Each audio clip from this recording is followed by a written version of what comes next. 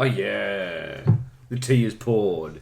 And with that, welcome back to another episode of Controls and Couches. I am one half of the tea, FullMetalChicken.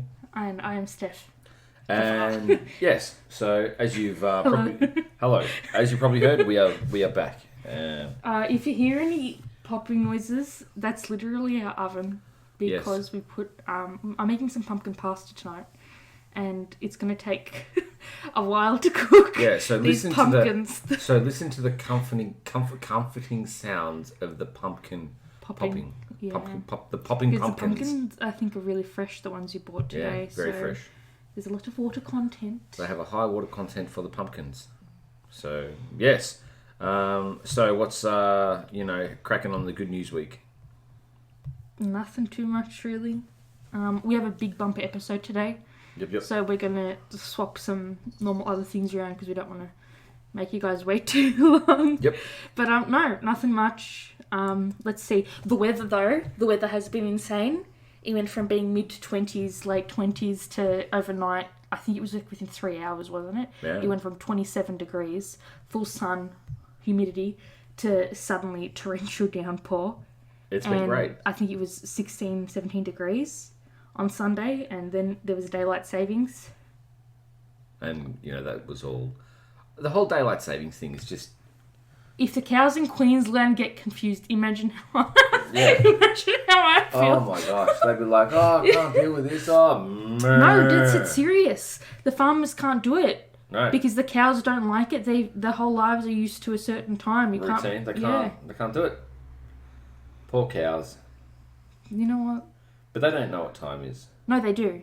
Because it's like going to the toilet at a specific time. Oh, no, they have no routine at that time. So essentially, when they need to be milked, they need to be milked, dude. You know how painful it is? They don't wait. They have to go. They've been essentially domesticated to the point where that's it. You have to do it. I think they're going to shock, is what I've heard before. But I'm an idiot and I wouldn't know. So it's just crazy. Do you know that daylight saving started, especially in Australia, because that's when kids would be on school holidays. Uh-huh. And on farms, that's when because it was harvesting time or planting time, and you have to get everything done before summer. So the families would need their kids as labour. Yep. And so on and so forth. And that's why Australia was so big behind the daylight savings thing. But we don't need We don't need now. No, it's sort of backward policy. And then everyone's like, oh, but the days will be longer. And then you go, well, actually, the days will be longer anyway because we're closer to the sun. Yeah, and if we get any closer to the sun, we'd just burn up to a crisp. Well, let's see how we go, because global warming's getting there, to be honest. Certainly is. But also getting there. I'm not minding these wearing of masks and stuff. I know people are losing their shit over it, but I'm like, meh. Did you know that the incidence of the general, flu and influenza and stuff has dropped off the map nearly? So what does that say? Right? What does that say? No, I honestly think that once we return to a COVID normal and say that I have to commute back from uni next year, I think I will just wear a mask regardless. And so here's the thing too. You look at sort of different parts of the world, the ones that use masks and social distancing as part of their culture. Also, look at the level... Japan. What's Japan's COVID rates like? Really low. Really, really low. Because they all practice social distancing. They all wear masks. But also, too, look at China.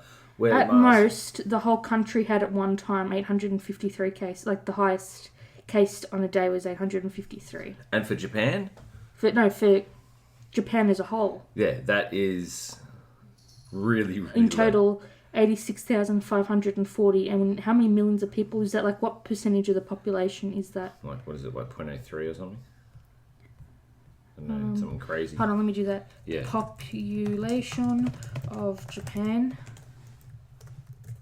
126.5 million as 2 years ago. Yeah. So let's just do the crude math? Yeah, sorry. Give me 2 seconds as I chuck this. I didn't have my calculator with me. I should have brought it. I didn't know I was mathing. All the math on the fly. Literally on the fly.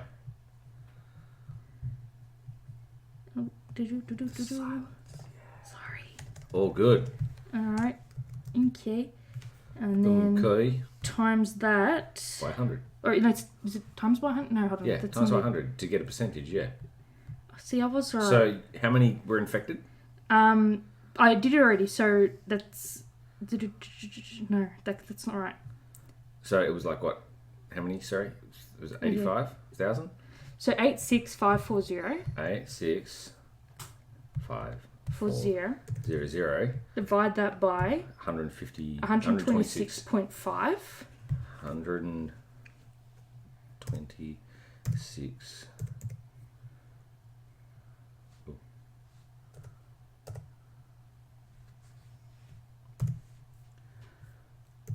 It's a good number. Yeah. And then times it by 100. Yeah.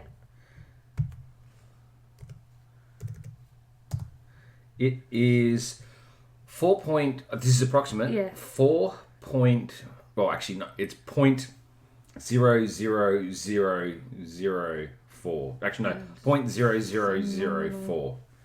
It's 4.45 times 10 to the neg 4. And does Japan have an aging population? Yes. Too? Because if so, that's... Phenomenal. Yeah. Not that any loss or any, case is acceptable. Yeah. But I'm just saying, statistically, as a population, if we're talking about epidemiology, that's really good. But to have it at like 4.46 times 10 to the neg 4 as opposed to America. Let's not even talk about those fudge numbers. Okay, they're all fudge numbers look Australia. Anyway. We'll go Australia. Let's just do the US. Hang on. I'll do the population. I'll do the Australian. No, hang on. We'll just do America because they're the worst. We don't talk about Australia. I don't want to think about us as Victoria. Funny. COVID cases USA. All right, so America has 7.53 million. Shit. Okay. Divide that by. So 7. Sorry, I'll just clear this. Yeah. This is the fun part. So 7.530 000. So they got 7.53 million. Yeah. Cases divided by 328.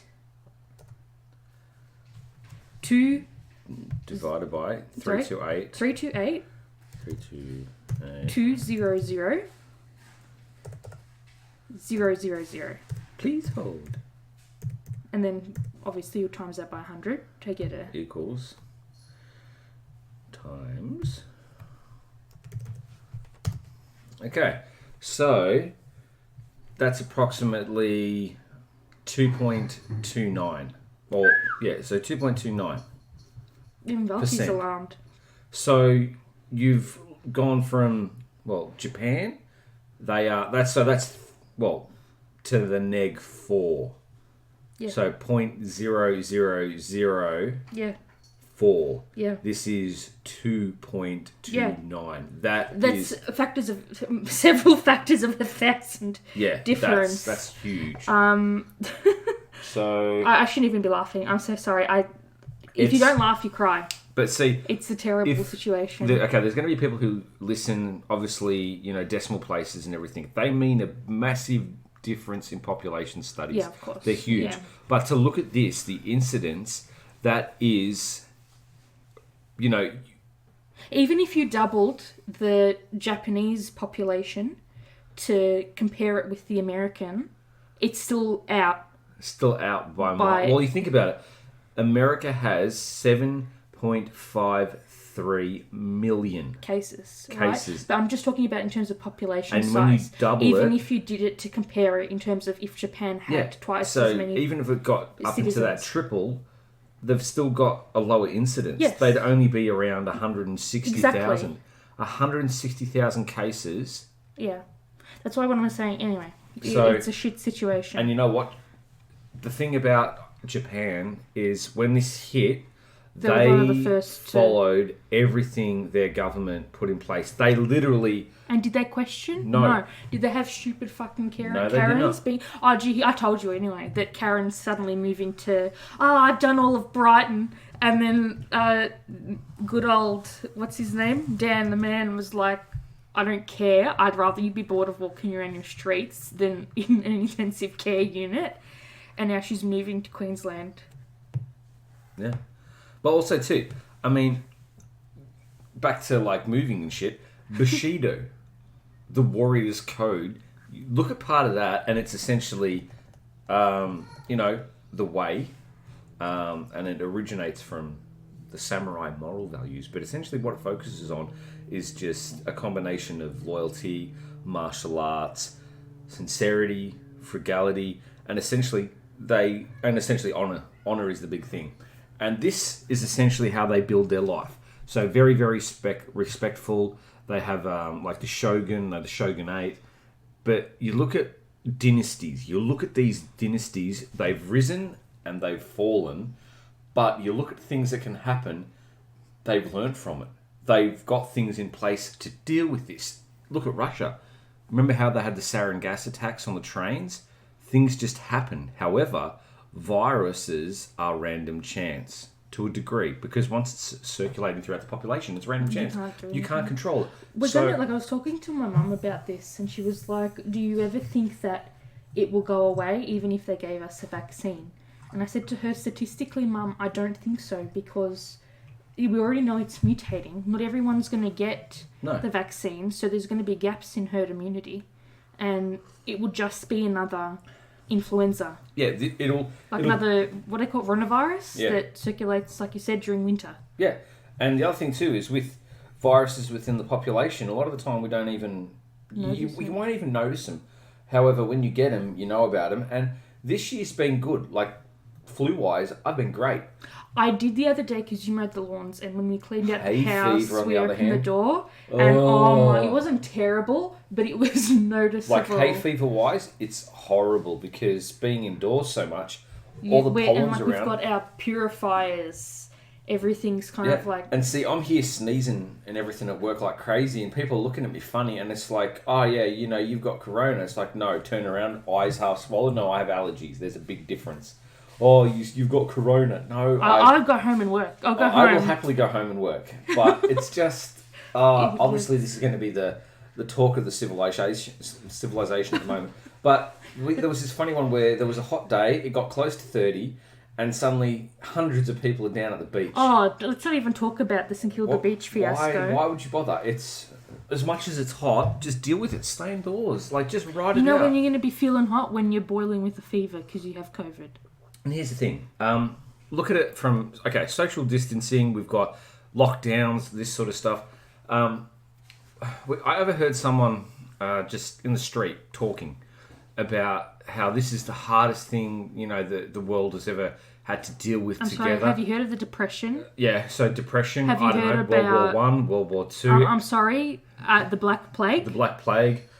Things like that. And as I used as an example and said, oh, you know, it's so hard, I can't watch the footy. And then I said, well... People have gone to war to die. And not... For you to watch footy. Yeah, to watch footy. Imagine going and home to at drink night. your VB. Classic example, Britain. Imagine being in your house, an air raid siren goes off. Now, I'm not comparing coronavirus to war, just to clarify. No, someone actually did in terms of, you know how they had to black out their windows? Yeah, black everything out. And someone was like, so imagine saying to your next door neighbour, I'm not going to black out my windows because if you black out your windows, I should be safe. Yeah, which is stupid. That's not what you do. No. It's, you know, stupid. And like they were comparing it to coronavirus in terms of saying, oh, if you're social distancing and you're staying at home, then I should be fine. Because if you don't get sick, then I won't get sick. Yeah. If you don't get bombed, I won't get bombed. And I mean, especially, corona. Think of it this way. You don't know whether someone has it. You don't. Unless and even if still, idiots are still carrying on as if they don't. Yeah, and essentially, you look at things like, obviously, you know, I'm very interested in, you know, history and, you know, wars and battle just because technology, the evolution and, you know, energy crisis, all that sort of stuff. But, these guys aren't able to watch footy. You can't go play golf. You can't do this socialising. You can't go to the gym, blah, blah, blah. Imagine sitting in your house with an air raid siren going off between 1940 to 1941 and you've got bombers literally pounding the city. Imagine what that shell shock would have been like. Like crazy amounts. But that's what our generation, like, obviously I'm not saying that what we have is anywhere comparable to what people growing up during the war had to deal with. Yeah. But our people who are middle-aged now, or have the, like, independent enough to do shit for themselves, like late teens to onwards, everyone's going to be a hoarder now. Everyone's going to think, I need to have my own supply of stuff. Doomsday preppers. That's what everyone's going to do. Also, here's another interesting thing. Obviously, pre-war, post-war and everything. Over in, when Germany invaded Poland, that was September 1st, on the 10th of August in 1939, in London, what they actually did was held a trial blackout. And essentially what it was, the blackout began at sunset, and the lights were not allowed after dark. Now, could you imagine that carried on for 6 years. Could you imagine telling the freaking idiots now, you need to have your lights off? Yeah, and you know what? That was worse than rationing. Could you imagine telling people now? They couldn't deal with it.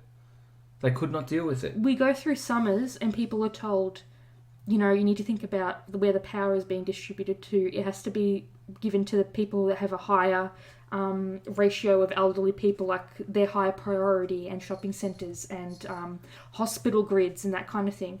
And people are like, oh my God, but I need to have, all the lights on in my house. Yeah. I need to have my shit happening and burning and my ovens on and, and my aircon blasting. No. Think about other bloody people. And here's the thing. But look, dude, we need to... Yeah, sorry, get but back to the main thing is people are... idiots and idiots. selfish. Like, it's easily managed. You just got to... It needs to dissipate. Yeah, okay. And that's it. All right, talking about dissipating. We all know that not so good old Donald Trump is ill. And I sent you a video of him. He did a release that was allegedly supposed to be in his presidential suite in the hospital, but it really wasn't. It was in his office, and he recorded that before he went to hospital, and they released it afterwards. Yep. And they edited out all his coughs and stuff.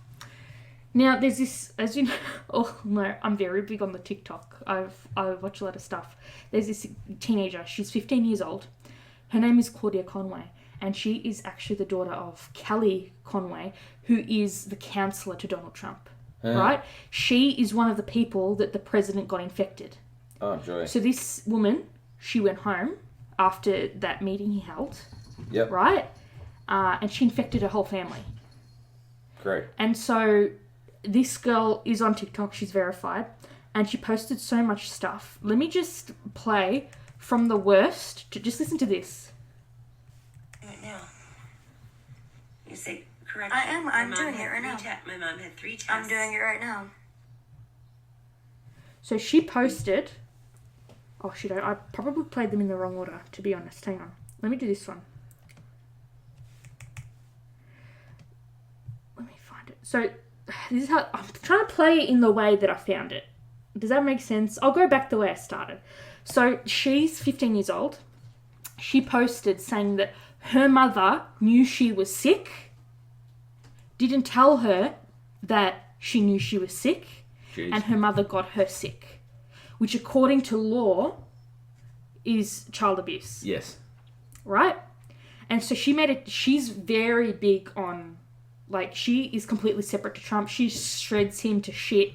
Yeah. And all that stuff. So now she's had to change everything, saying that her opinions do not affect her geez. her mother, is not feeding her inside information about Donald Trump, because she was a whistleblower for a lot of shit. Yeah. So anyway, this girl posts, she had 2 videos. I'm going to play one of them that I was able to find a repost of. But she posted yesterday, little clarification from my previous posts. My mother claims that she did not lie to me. She had 3 tests done. First negative, second 2 positive. We were not in communication.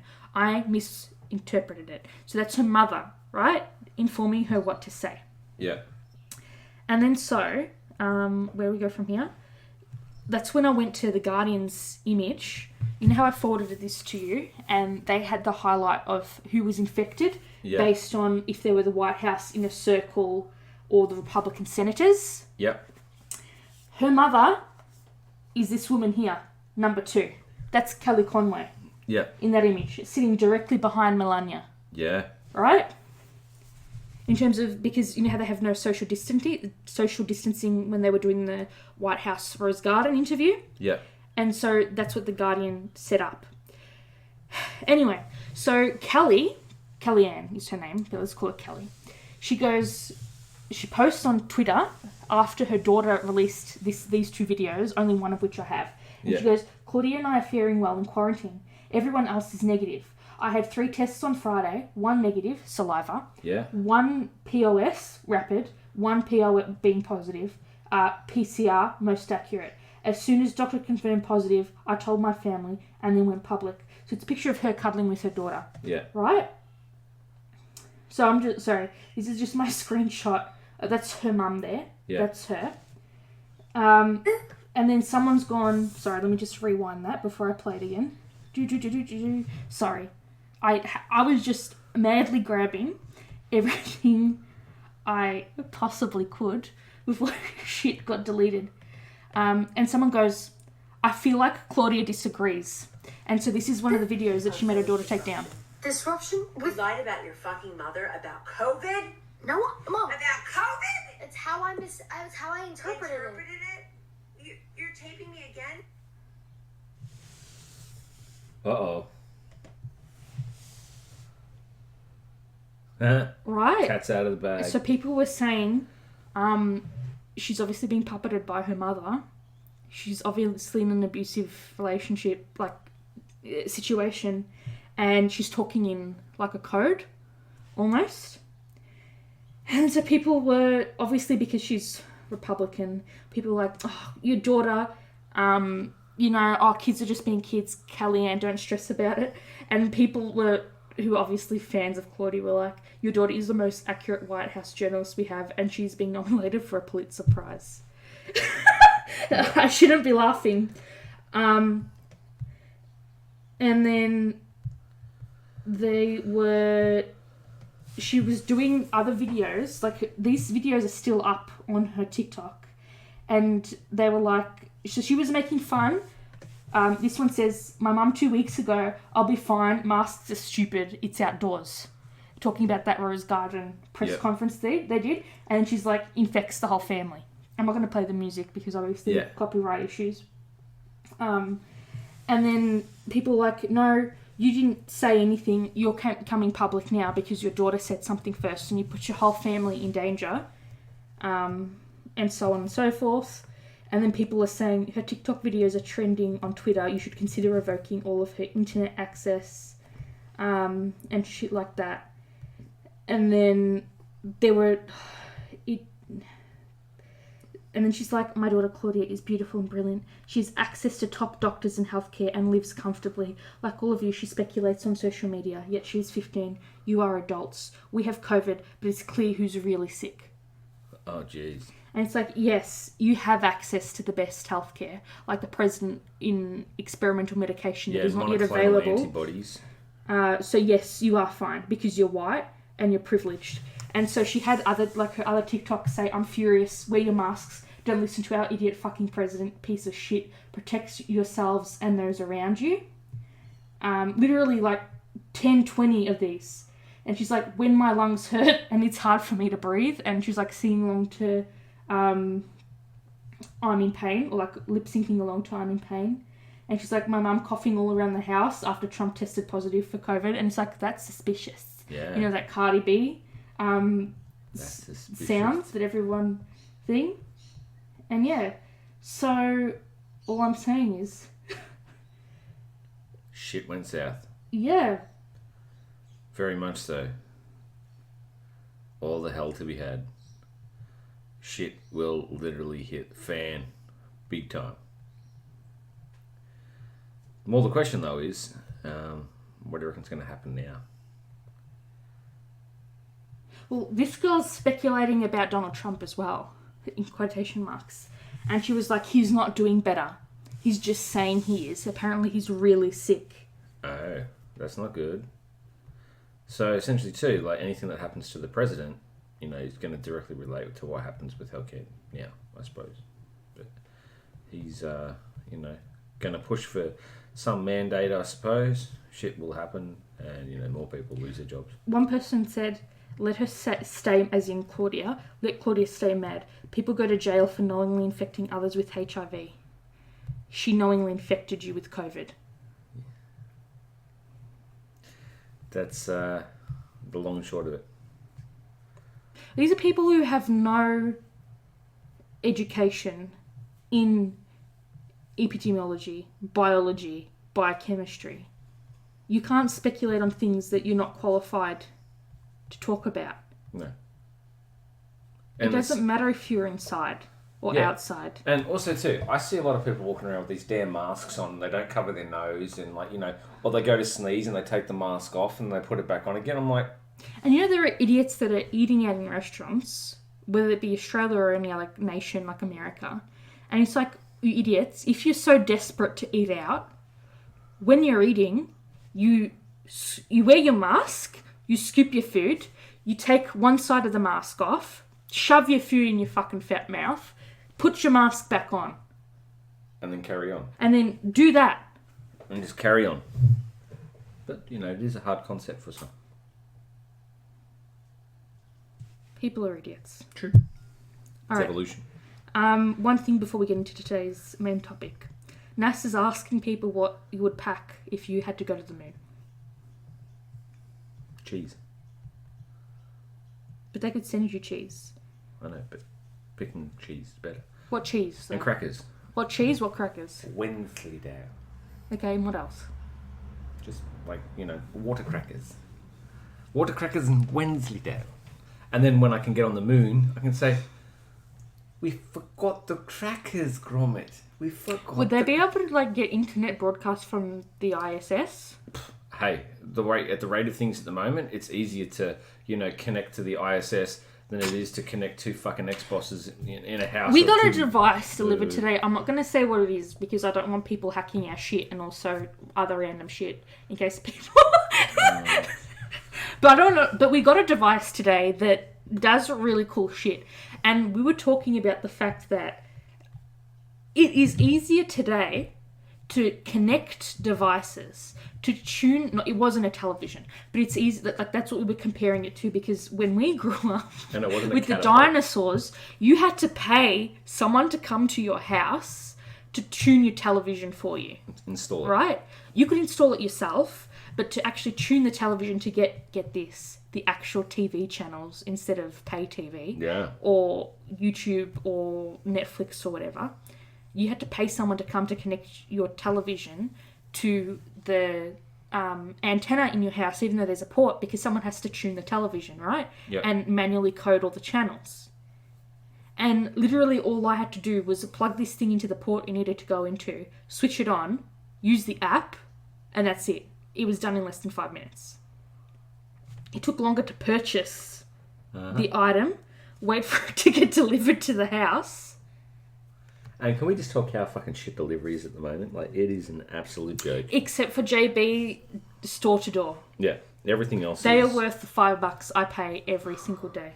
Everyone, even Woolies, because I subscribe to their emails, as well as Coles, because when all the crazy shit was going down, that was the only way to find out what news was happening in the stores and what stores were doing, and Dusk as well. And they're saying that if you are planning on doing online shopping or shopping at all for Christmas, you need to start now.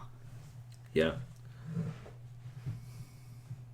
Because The shit's going to go delivery down. Also, too, the amount of electronics at the moment in the global population is far exceeding my expectations. Also, too, at what point do you realise that technology has overtaken us to the point where I feel as though it is something to do with Skynet and really it's just, the robots have created some kind of nanobot that is slowly destroying all organic forms of life? Podcast next week, maybe. I read a book. It's called The 1,000th Floor. It's a trilogy. It's YA. Fuck, that would be a lot of stairs. No, because they have elevators. But the higher you are in society, the like, yeah. higher up the tower you live. Right. Yeah. Anyway, so in that futuristic story, everyone has, like, contacts, and that's the smartphone. Yeah. Right? So you can text, you can SMS, you can email, you can check the internet and everything because it's implanted in your eyes. Wow. You don't have to hold anything, do anything.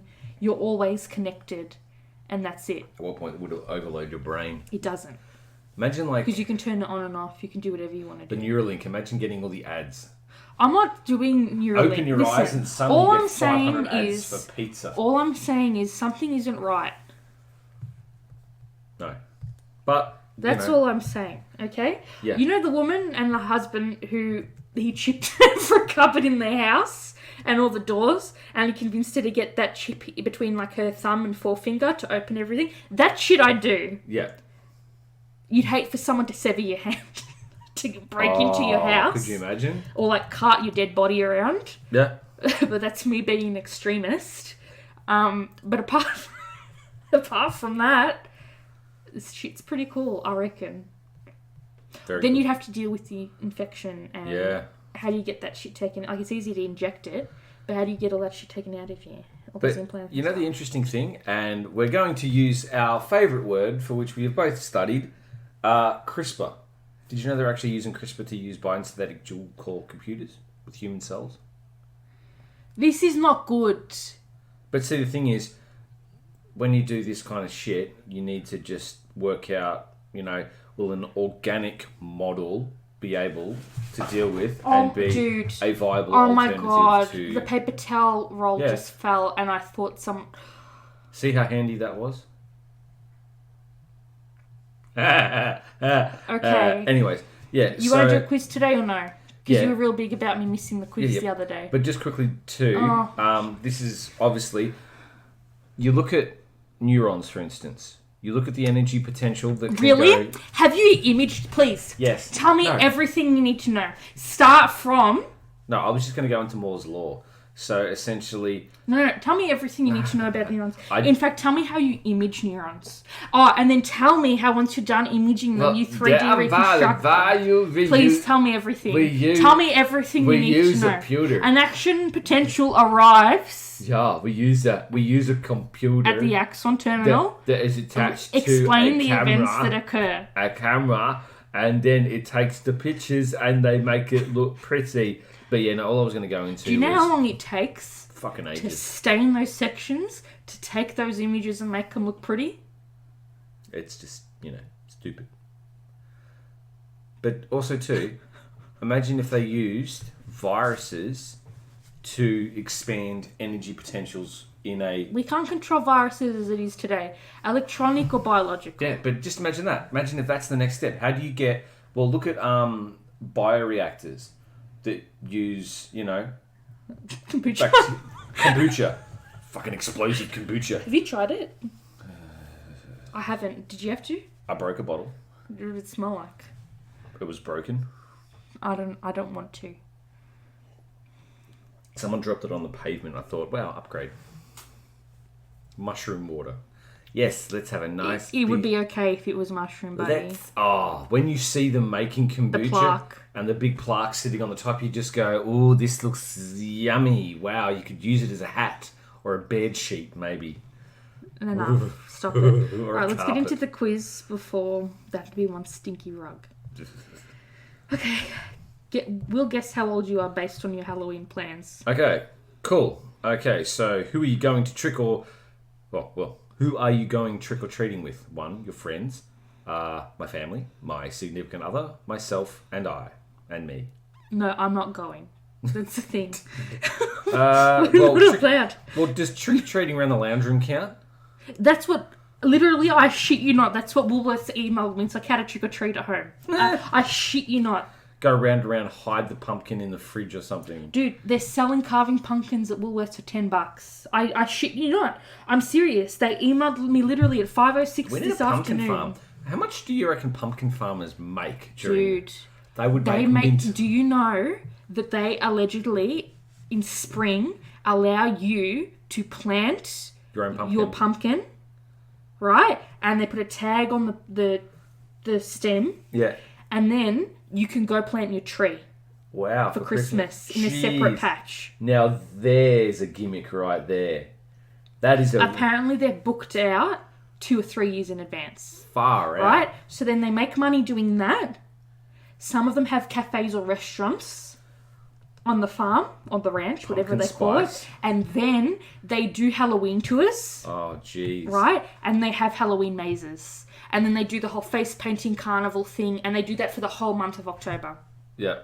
That's crazy. And then they have November off, gear up for Christmas, and then you can pay them to chop your tree for you, or you can go from the 1st to the 10th of December and chop it yourself. Jeez. And guess what? If you chop it yourself, you have to pay to bring your own equipment, or you can lease theirs. Oh, bank time. Bank And they sell decorations and shit there. And you're like, you know how they have the stems of sorry, not the stems, but like the roots, you know how some of them are younger and narrow? The trees that don't get sold, what they do is they strip the branches off and they sell it as like greenery. Yeah. So you can buy that as well. And they make reindeers out of the trunks. Like little cute woodsy reindeers and shit. And they sell that as well. That's cool. So they make bank on all fronts. Yeah. It's like stripping a chicken and selling all the parts. Also, could you imagine taking Daenerys on trick-or-treating? That would be hilarious. She doesn't need a... she's the costume. Anyway, sorry. It came in on a pale horse. That is the name of the Listen, death. you know what we'd do? We'd have to like stash shit around the house and have a war who could get the items faster. So it'd be me versus you. So I'm going to go me, myself, and I. Well, I'm going to say family because obviously everything else is running around as well. So, yeah. Yeah. All right. Yeah. What time are you getting home? Let's see. Oh, early enough for me to eat my candy while binging Netflix. It's like they know 10-ish. Midnight, once we've sacked all the houses that didn't give us candy. Well, see, sacked is very much a medieval term, so obviously we love the medieval era. So I'm assuming once we've sacked all the houses that didn't give us candy. I'm going to go early enough for me to eat my candy while binging Netflix. Yep. Which candy are you most excited for? Candy corn? We don't even sell that in Australia, do we? Skittles. Suckers being lollipops or M&Ms. M&M. M&M's. What are you dressing as? A zombie, a demon, a ghost, a vampire? Vamp. Zombie. You wouldn't need it. You wouldn't. Look, just rock up as normal. What are you? I'm a zombie. Right. What trick would you play on someone who doesn't give you candy? Throw eggs at their... Oof. That's illegal. Throw eggs at their house. Throw toilet paper all over their yard. Scare them. Ding dong ditch them. Afterwards, I would ding dong ditch.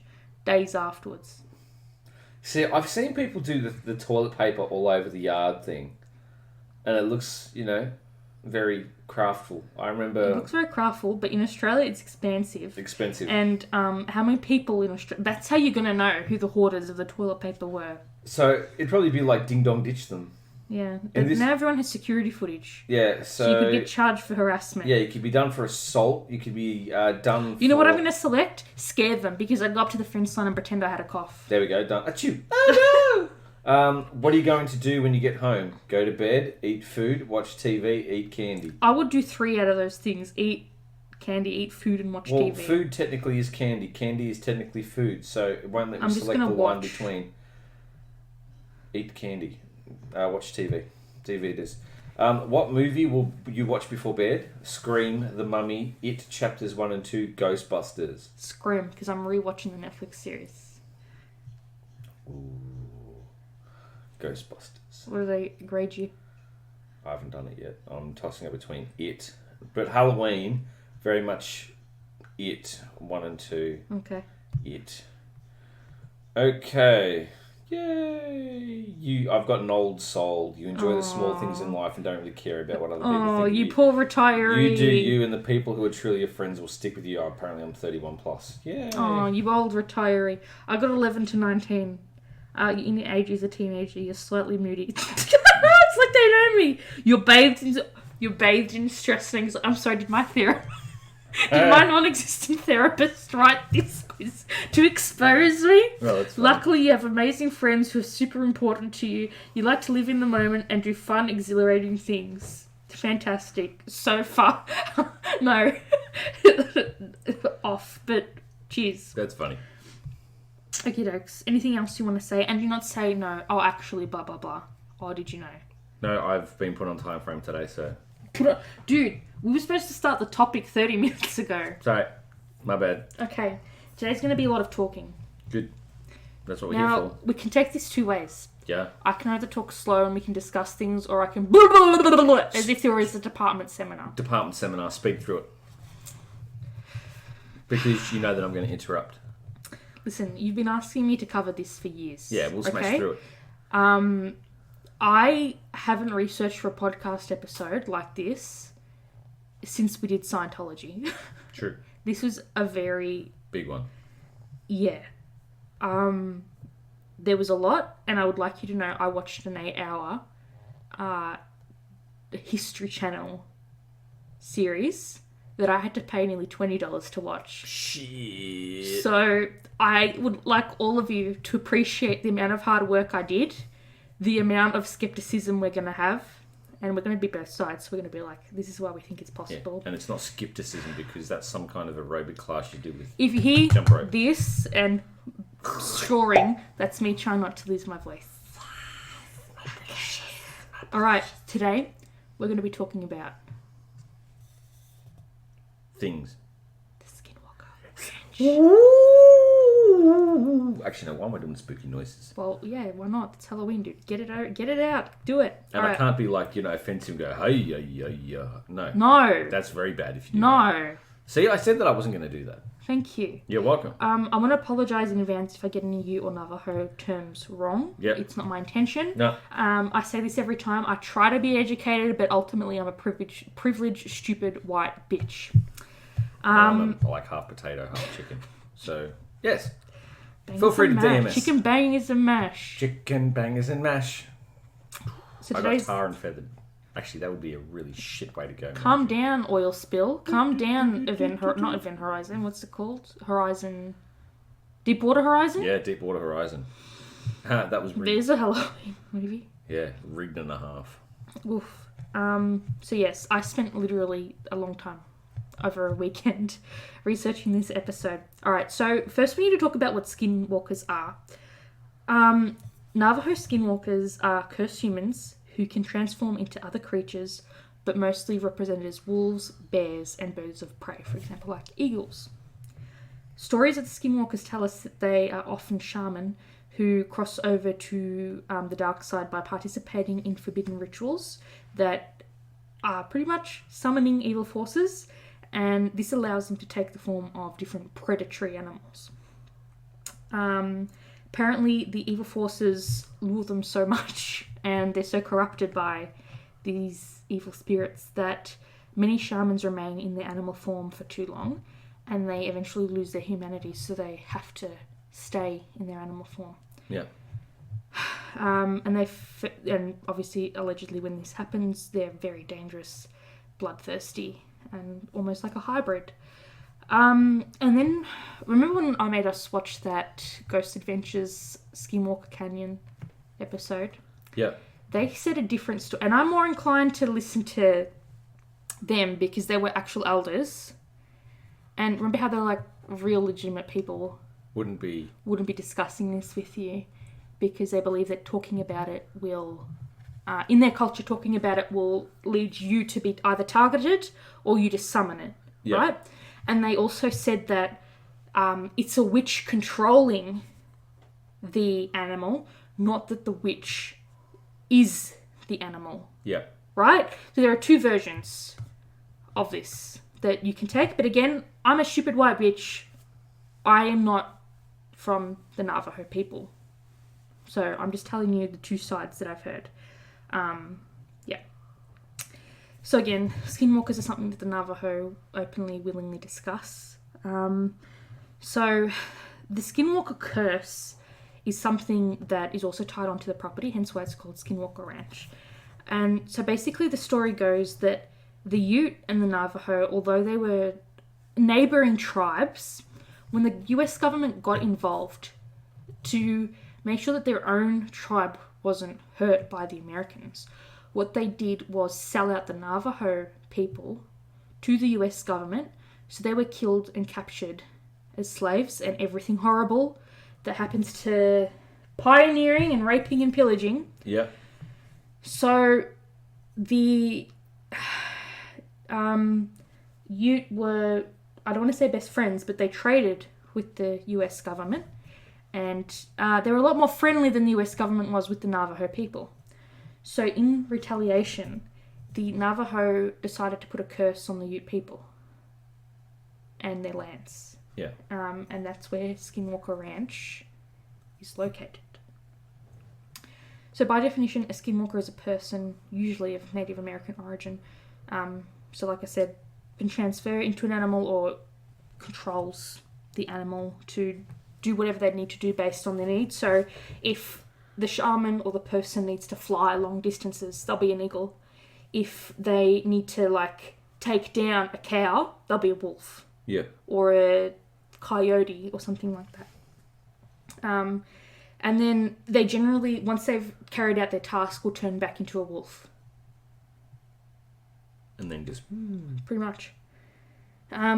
Because of their inhuman bursts of speed, they are nearly impossible to catch and can only be killed if they are mortally injured in the neck region. Have you heard of zombies? Zombie. Got the cerebellum there. Yep. The brainstem. Also. So apparently they lurk, they stand outside windows, they approach people on lonely highways, they can read minds, so they know what scares you the most, so they will use that information to instill fear to control their victims. So like, say that I'm scared of a hellhound, they will turn into a hellhound.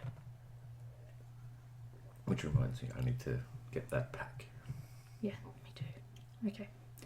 So Skinwalker Ranch, it's kind of like in the northeast corner of Utah, closer to the Colorado border and just under the Wyoming border.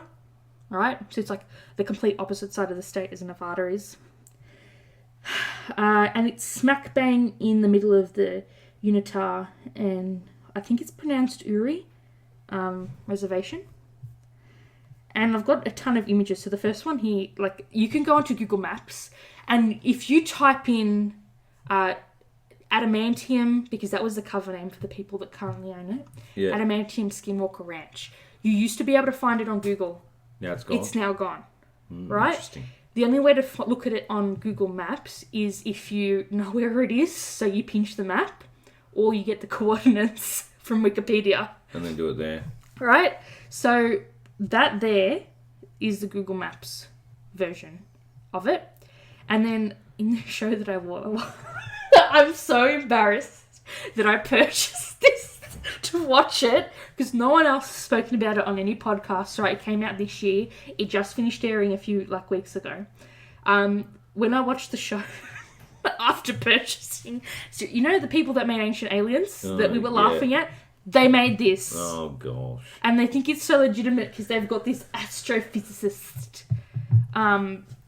working it and the whole scientific... We're going to get into it. But anyway. Wow. They showed this. Can we just talk about how weird that plot of land is, though? It's extremely weird. It's like Tetris. It is. And what's with the little square up the top? It's literally... That's what I'm saying. So it's like a sealed off L from a Tetris block, right? Yeah. And then there's like a tiny rectangle outside but touching the map. It looks like a reverse, like an F attached to a reverse, like a backwards F. Like a FaZe Clan symbol. Yeah. Weird, but... or like an F holding a Glock on its back. Yeah, okay. So, it's located in Unitah County in Utah, Australia. I wish. America. Oh. Jesus Christ. Dude, we should just save the coffee for later. Yeah. You should have brought it home now. So, it's located in the Unitah Basin in northeast Utah. And it's also known as the Sherman Ranch because at one time in the late 80s, early 90s, the Sherman family owned the ranch. It's also known as the UFO Ranch. And I don't know why they kept saying UFO because I thought the convention now was unidentified flying, UFP. Yeah. Unidentified flying phenomena. Yeah. Not unidentified flying object. Yep. But it is what it is. And it's filled with myths and mysteries such as UFPs, aliens, cattle mutilations, crop circles, Navajo witches, and skinwalkers. So basically, if there's anything paranormal, like poltergeists, apparitions, shit like that, allegedly, that can be observed or experienced on this property. Righto. Yeah. It's only 512 acres. So it's only like a really tiny plot of land. No? I just think it's only a tiny plot of land.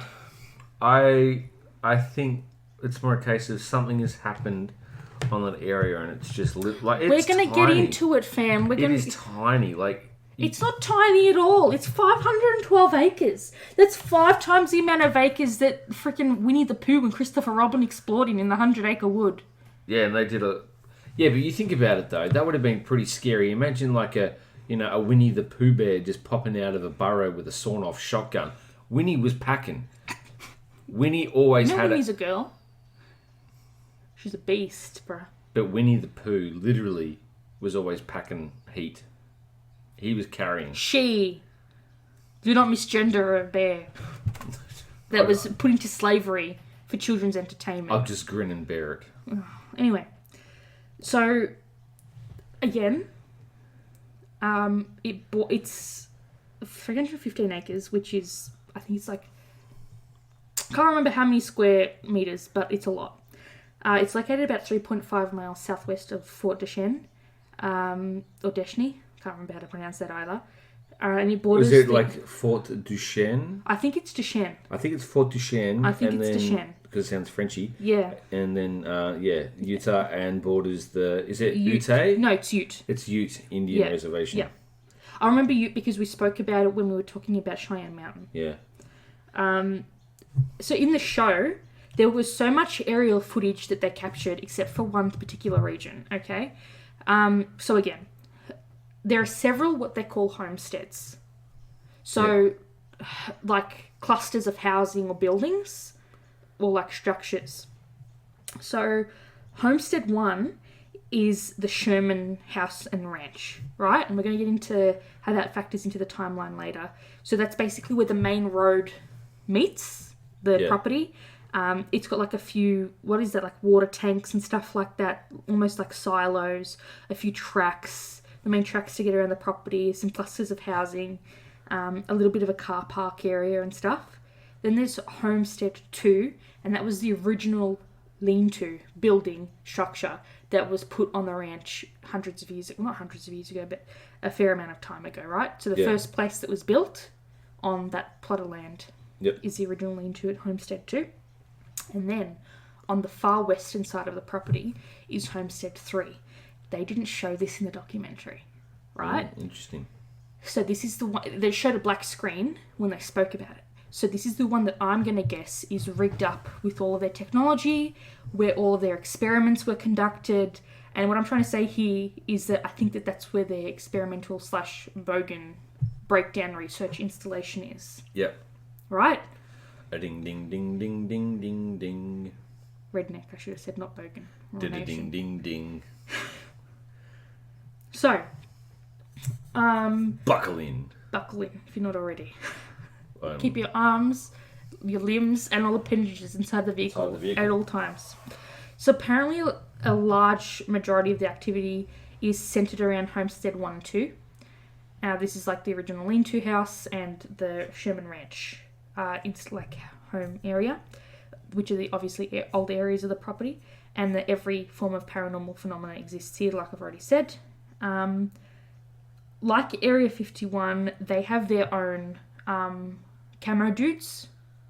Yep. Except these guys are like really high-end private security firm. They're dressed in like all black. They're ex-FBI agents and like military dudes. They all carry like... Is the shotgun pellet? Like the little cartridges. The red cartridges, like the red things in bandoliers. Yep. Right? With rounds, literally I counted like 30 on this one guy. Yeah. They're just ready to go. And this guy's like carrying this assault rifle. When people are walking around the ranch, 2 of them have to follow everyone when they're walking around the property.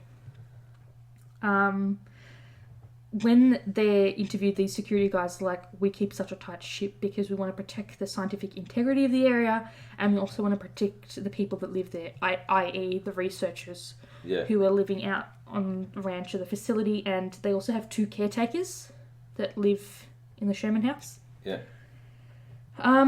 They did say that they get a lot of people that try to sneak onto their property, and then they're like, everyone kept saying, like the interviewers, the research guy that we see like come in that gets interviewed from the owner, and gets embedded in this research facility in quotation marks, they're all like to him, oh, we're just in phase 1. We're here to observe. And I'm thinking to myself, okay, so what are you planning to do with everything you've observed and all the knowledge you accumulate? Like, what's phase 2? What's phase 3? What's phase 4? Yeah. What are you talking about? What phases? Or maybe they're still trying to find something. Yeah, I know. So they have typical run-of-the-mill CCTV that, spoiler alert, doesn't really always catch anything. Yeah. They have imaging cameras that they've rigged up on the Sherman Ranch. They have night vision equipment. In their control room, they have a monitor dedicated to weather. They have a monitor dedicated to flight information. So, like, they have a flight thing, but they also have a transponder. So that way they can read the tail ID of planes, commercial, private, that are over the property. So that way if they see UFPs, they can go to their quote-unquote radar and see if it was registered or not. Yeah. Alright? As evidence of, is it human or not? As you would. Which I guess in some capacity does make sense. It's just... how much is a transponder worth? I'd probably say a few grand. Like, maybe. I feel like you need a lot of money to deck out this shit. Flying ain't cheap. You know what else isn't cheap? Satan. Yeah. A Sentinel assignment telemetry and notification device that was developed by the head scientist, and it's a fancy way of saying that they're always recording vibration in the ground and recording sounds outside the range of human hearing. Right, yeah. Right, and they call it Satan for short.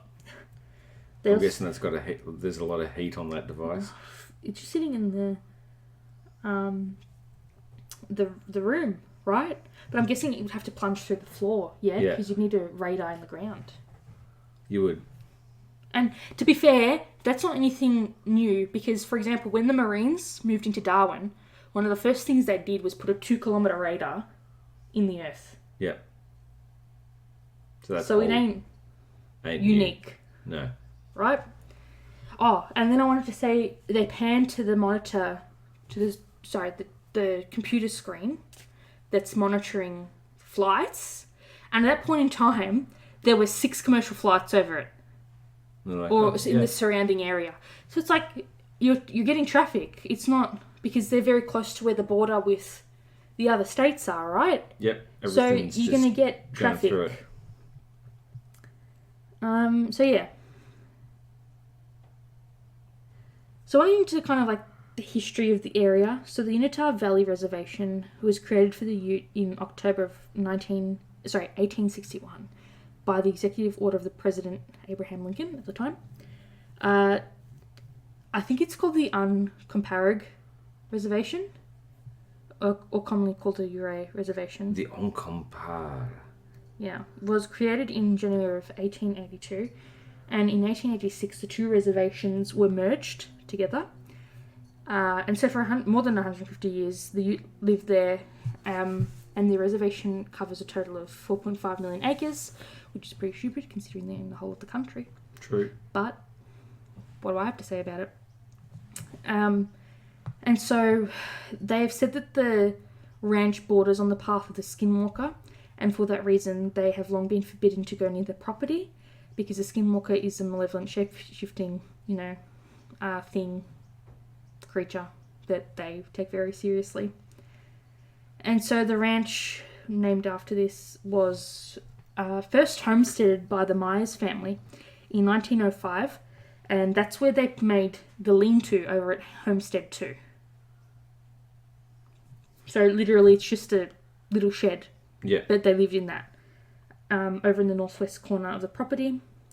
And then they later abandoned that, and then they moved to the east, like a bit more east of the ranch, and they built 2 little huts, but they're not huts per se, but they're like 2 little, almost like a tiny little garage. Like little sheds. Yeah, right, but 2 of those, made out of brick.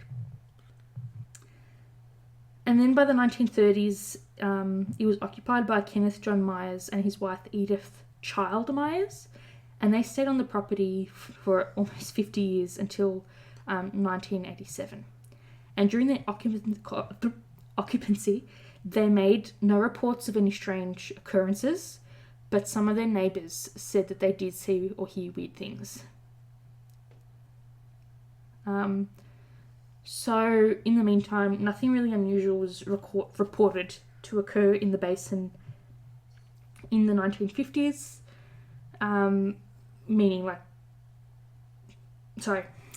people were reporting, UFP activity in the area after the 1950s. And then, ever since, any sort of reports of strange aircraft in the sky have been recorded. And apparently, when the Spanish were passing through that area, they also reported seeing strange objects in the sky. But, I don't know, we can't speak to them, so we don't know. So they have hundreds and hundreds of UFP reports describing things like strange fireballs, aircraft that range in size from 20 to 30 feet across, saying that they see things the size of a footy field. They describe them as being round, oval, cigar-shaped, triangular, having a glowy green light or wavy red beams. Some say they shoot lights from the bottom of the hull of the ships. And so, allegedly in the 1970s, the Utah Highway Patrol was getting so many UFP calls that the officers stopped filing incident reports. Jeez. And then because allegedly the aliens weren't getting enough notice, scaring the people with their bright lights and shiny ships, they decided to take that out on the cattle and started mutilating the cattle. Oh, God. Because they thought that would get the ranger's attention more. Yeah.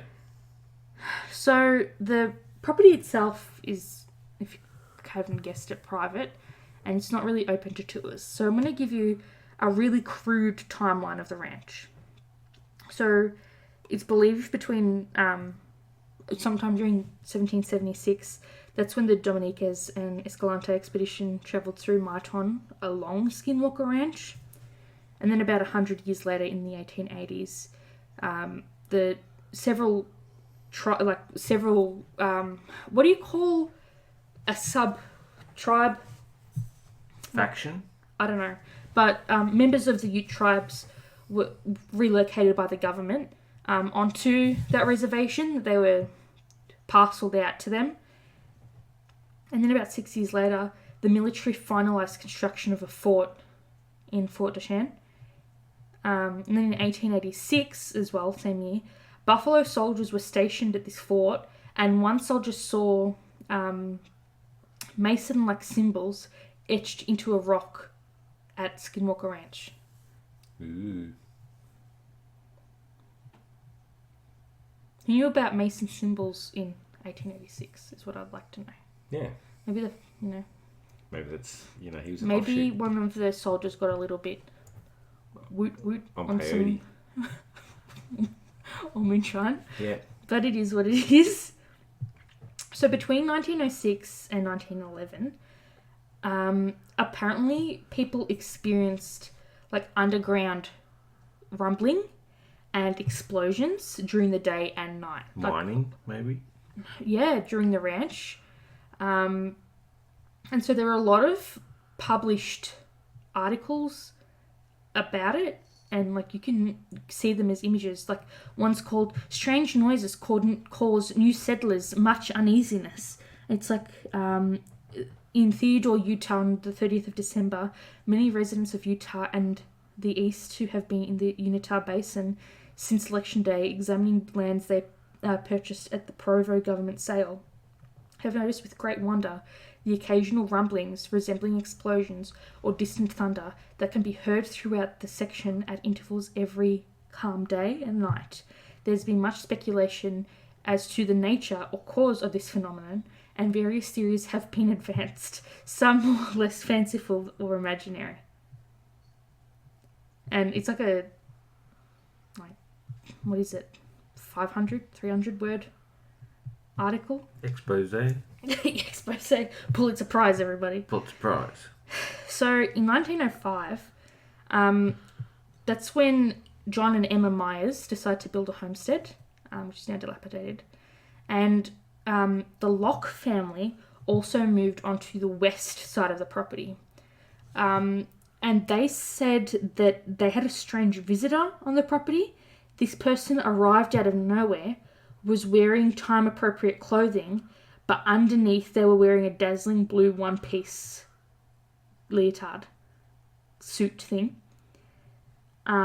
He asked for a glass of water. He had a lengthy conversation with the family. He walked off and just disappeared into thin air. Interesting.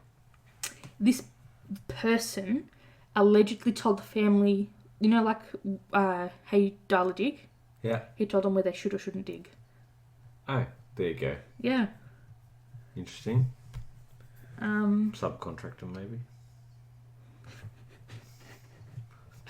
So, this information was so pertinent to the Locke family that for every generation of family that lived and worked on the farm, they passed on that knowledge of where they should and shouldn't dig Yeah. to, like, their grandkids. Joy. Right? So it's like your grandfather saying that to you. Yeah, like, okay. And then them telling your mum, your aunt, and your uncle, and then them telling you about where you should dig on the property. Oh, that's funny.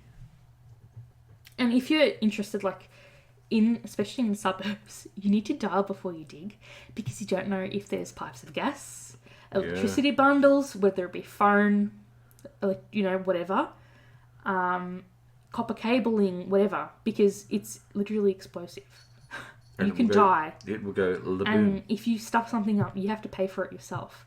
So, like, once in one of the other places I used to rent before this house, I was going for an afternoon walk in December one day when it had finally cooled down, and one of the neighbours, like, at the other end, 100 houses down of the street, they actually were doing gardening because they wanted to take the mind off the heat, and the poor thing accidentally cracked because it was a shallow flower bed. They were renters as well, and they accidentally cracked the water pipe. Oh, shit. That went into the tap that was there, and she didn't know. That's enough. She thought that it had gone under the fence instead of, like, to wreck your along the day. driveway, and literally torrential. Oh, boy. So imagine having to pay for that. Yeah, So you have to dial before you dig, absolutely. regardless.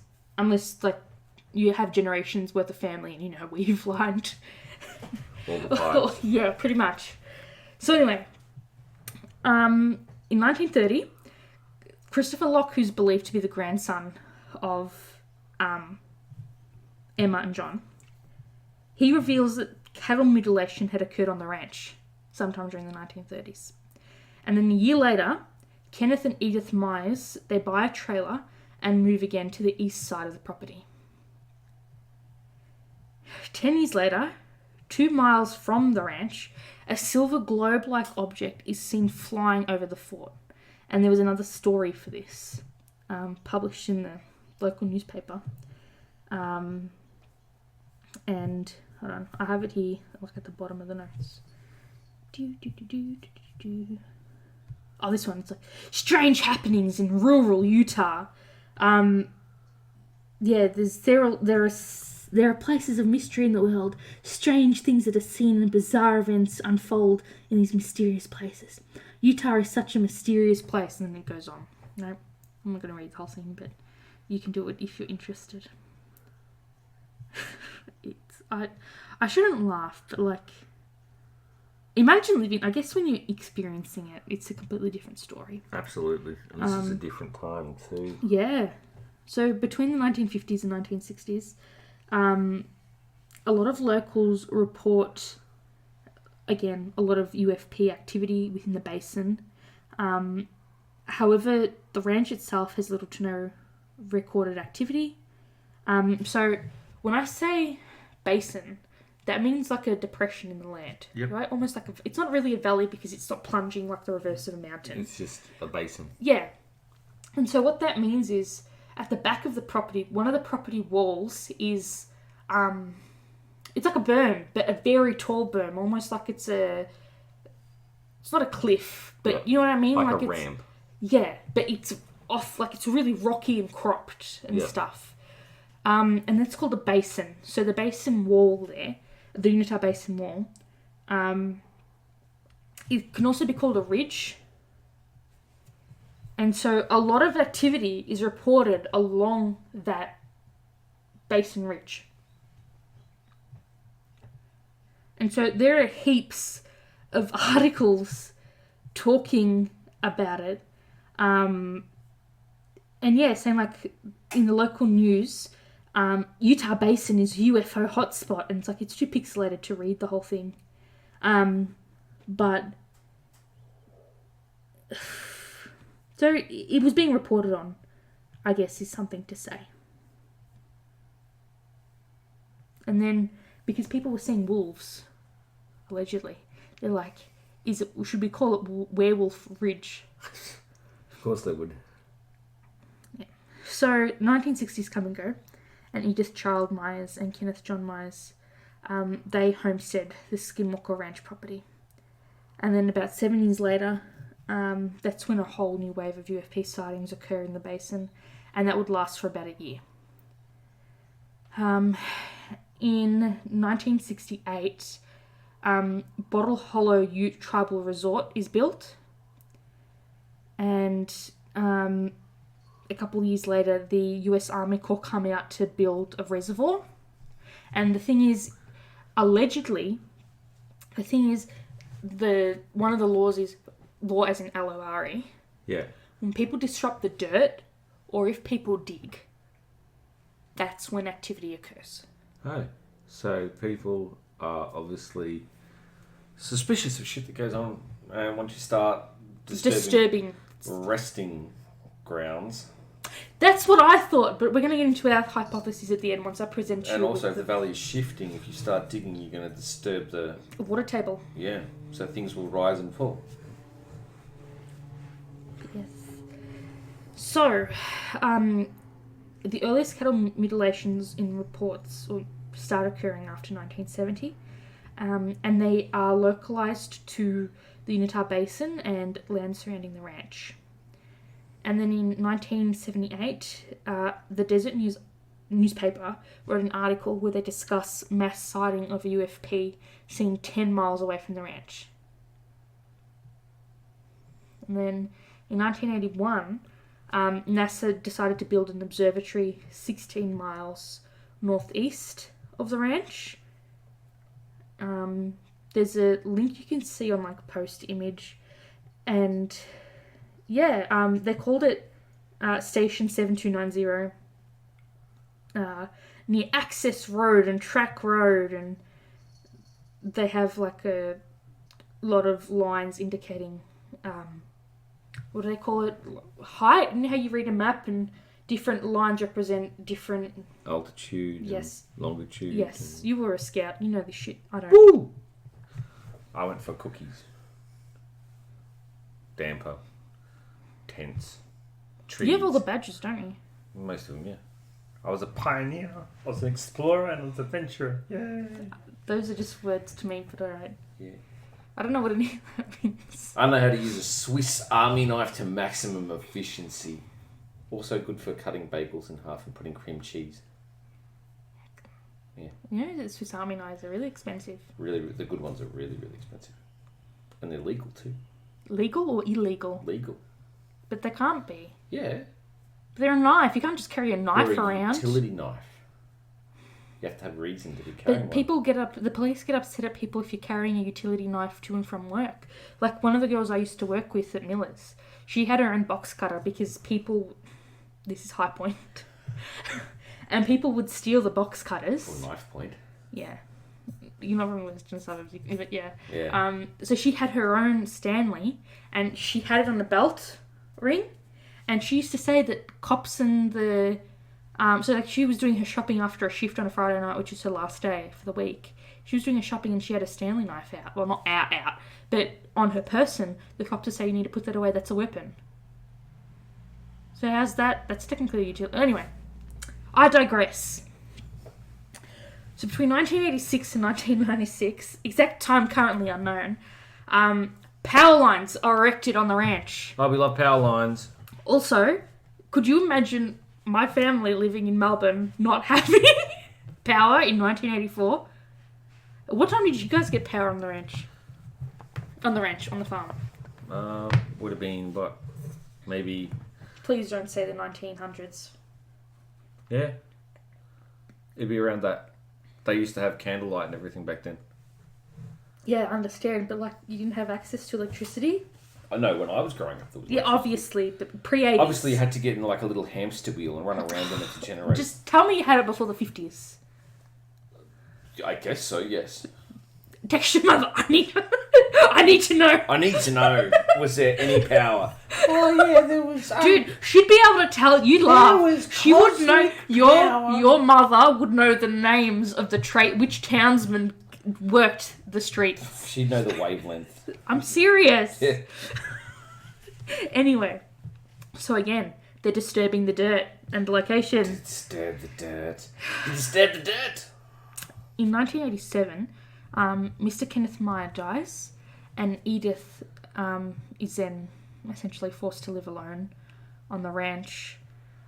There's pictures on the internet of their headstone. So yeah.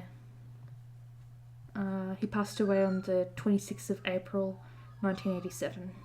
And she outlived him by a while. She passed away on the 3rd of March, 1994. Not that I'm celebrating anyone's death or anything like that, I'm just saying.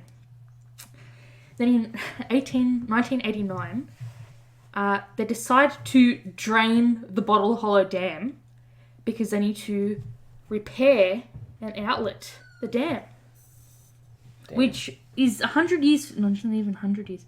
What did I say that they... In 1970 to 1989, that's 19 years. What damage can a dam get in 19 years? I don't know. Whether there's a crack in the side and all the water's leaking out. Okay, make it sound so. So you're the good skeptic. I'm like, I don't understand.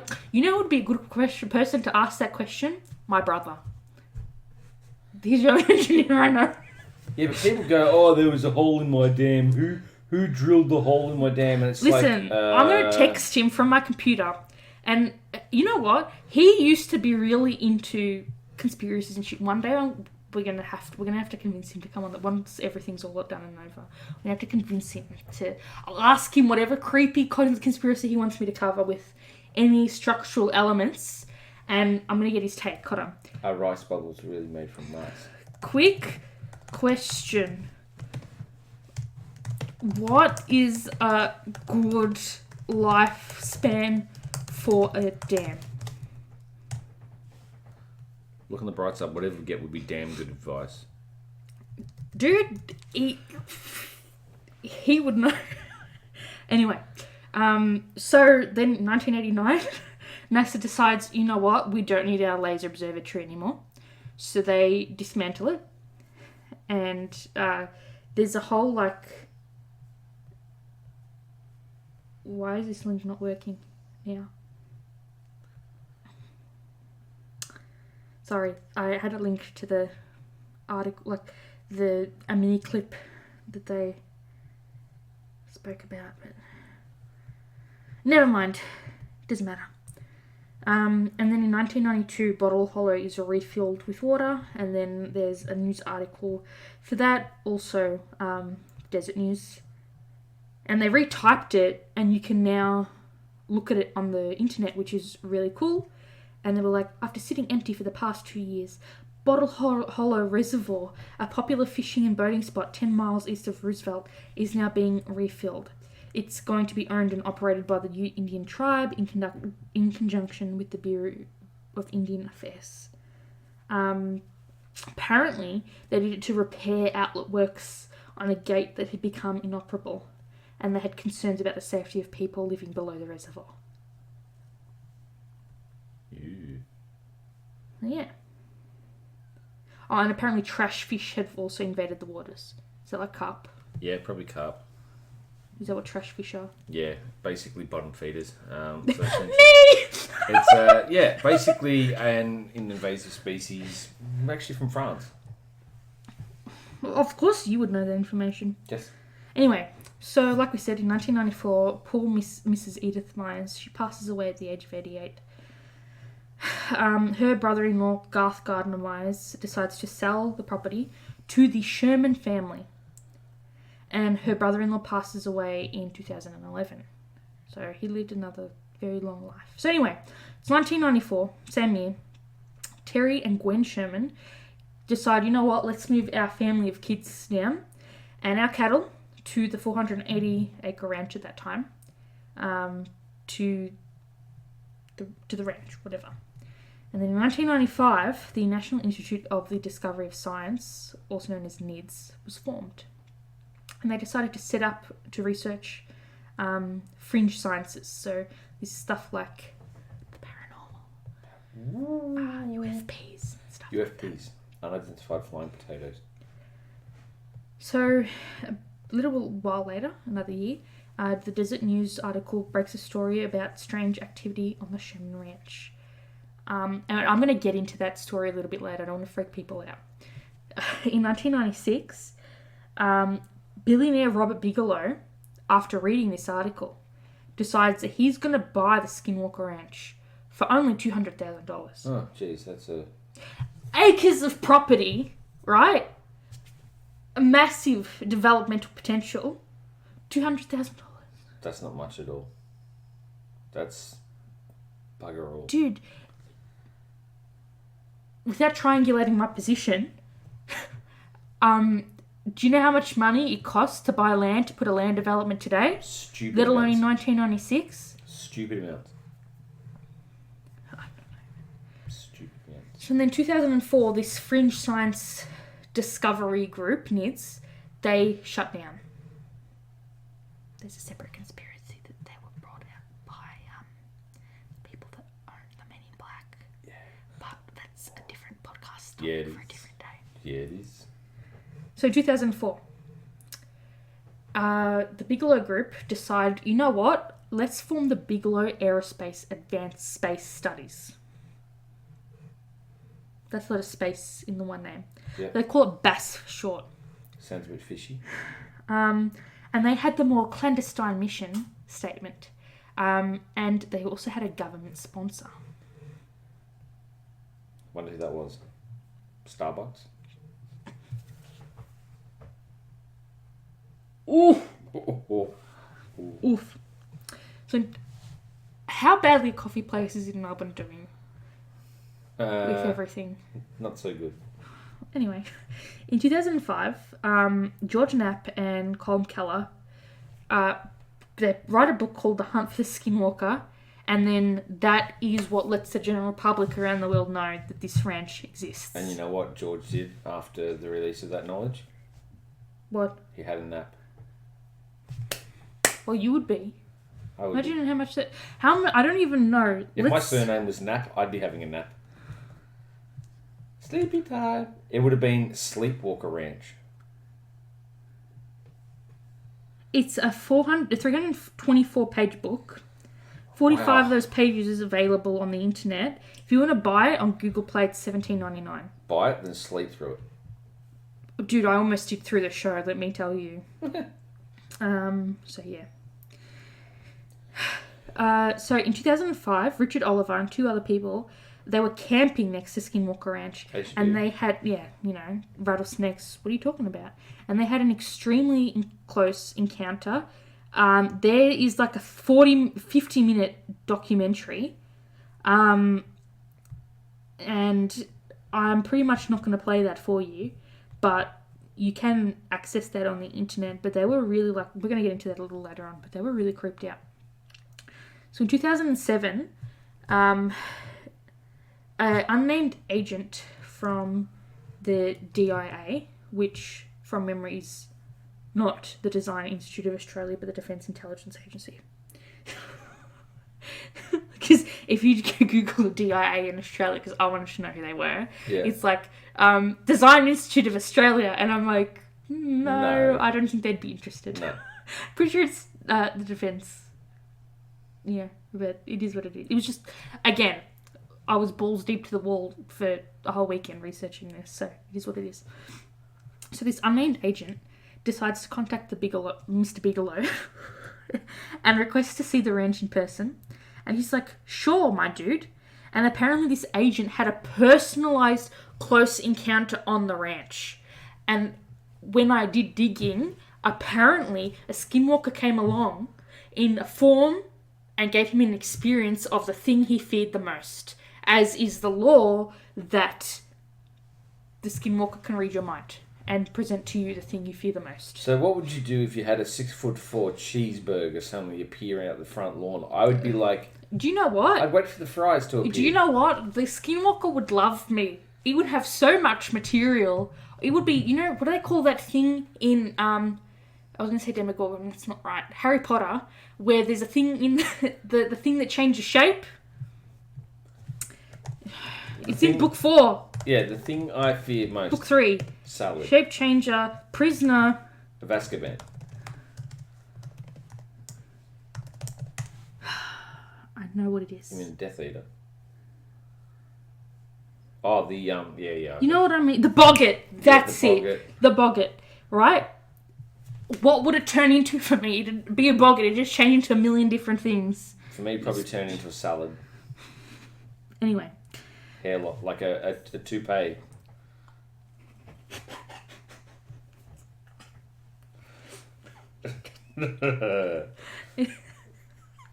A weight scale. I'm trying to hydrate between takes, between talking. Anyway, so this guy shit his pants so much that he goes to his boss, the senator at the time, Harry Reid's, and he goes, dude, this is what I saw. And then the senator goes, you know what? I'm going to give you $22 million to set up an installation over at Skinwalker Ranch to help Bigelow Right. do research on the property. Yeah. So later that year, in 2007, in case you forgot, the Advanced Aviation Threat Identification Program and the Advanced Aerospace Weapons System Application Program, which was a secret investigatory effort funded by the US government We love a good US government story. to study unidentified flying objects on Skinwalker Ranch, was made. What about glow-in-the-dark frisbees? People don't really throw frisbees during the night. No, they don't. Nowadays, they just, drive them around the place. They're drones. Yeah. When you think about it, When kids you- aren't flying kites anymore, they're flying drones. Fly drone. And you know why? It just drones on and on and on. And you know what? When you really think about it, the invention of the drone has propelled sales into the stratosphere. Hey, at least it's something they can control. Unlike a frisbee. Better than a boomerang, let me tell you. Yeah, what do you call a boomerang that won't come back? I could never make it Stick. curl back to me. Well, usually I'd throw them and then they go left and probably hit some small little old lady through a window or something. You're so aggressive. My washing machine! So in 2012, on the 12th of February, all the power is knocked out in the fort, and a strange, eerie green glow ebbed in the sky above the town. With the sudden absence of power, a massive UFP was seen by multiple witnesses over the town. I just suddenly had The Simpsons with Mr. Burns irradiated walking through the forest going, I come in peace. Do you know what? It's funny, but I'm still salty. My mother told me when I was growing up. So there's a large age gap between my brother and I. I was 5 when my brother came along. So I was an established kid with a completely different upbringing to my brother, and which I'm very happy for him, right? And so anyway, I was told in my formative years that I was not allowed to watch The Simpsons because only bad people watch The Simpsons, and if you watch The Simpsons, you would go crazy. It was my parents' version of the Satanic Panic. Oh, gosh. Right? Don't oh gosh. Apparently a lot of parents did it. Your mother didn't? No. Anyway, you were older than me at the time, so yeah. So anyway, I wasn't allowed to watch The Simpsons. People would talk about Marg and Maggie, and they'd be like, who do you prefer, Marg or Maggie? And I'm like, I don't know who you're talking about. And they're like, The Simpsons. Did you watch the episode last night? And I'm like, what are you talking about? There was the murder special, and like, who shot Mr. Burns? I don't know, okay? That was the only Simpsons content that I experienced was when I went to my god sister's house way back in Shepparton, back during the late 90s, 98, 99, and we were there because we went almost every year, and that's where I had my love of Hocus Pocus, because she used to let me watch movies that my mummy and daddy wouldn't let me because we were super religious. And then, do you remember the CD-ROM game? Yep. That Macca's used to give out, and there was a Haunted Mansion one? Yes. Do you still have that? Because if so, I want to find an emulator. Yeah, and then run it. That was the only Simpsons content. Anyway, so then she has my brother and all the rules. Out the window. This kid had to be on, I think it was Channel 10. Had to be on Channel 10 to watch The Simpsons. I don't hate, but I also don't understand. No. All crazy. Anyway, now that I've had my 30-minute detour from the main topic. Alright. So, at this point, same year, what were they called? The two groups that the government put in to help Bigelow with his research lose funding. All gone. Right? Bye-bye. So that means that Bigelow's working there alone. The Advanced Aviation Threat Identification Program, their contract expires, and Louis Elizondo, he says that he's not going to renew it because the public explanation that officials fear the public may learn about the program, and then therefore say that their taxpayer dollars are being misappropriated, was a big fearful thing for them. So they decided not to renew the contract. Right? So Bigelow's there alone. And then in 2013, the government was looking to build a war monument in the fort area. So they do that. Again, digging. All the digging. Yep. 2015, Tom DeLonge forms the Stars Academy. Sorry, I have to cough because I'm talking. Do it. Sorry. You have to replenish the coffers. Yeah. A year later, Jeremy Corbell creates a website, huntherskinwalker.com, Oh, no. because he decides he wants to produce a documentary by one of the co-authors of the book, George Knapp. And then Mr. Bigelow decides to sell his ranch that he purchased for the measly price of $200,000 for $4.5 million. So that is a great fold investment of just over a decade, wasn't it? Yep. Yeah. Decent time. Just a decent chunk to an undisclosed buyer who operates under the Shell Corporation of Adamantium Holdings.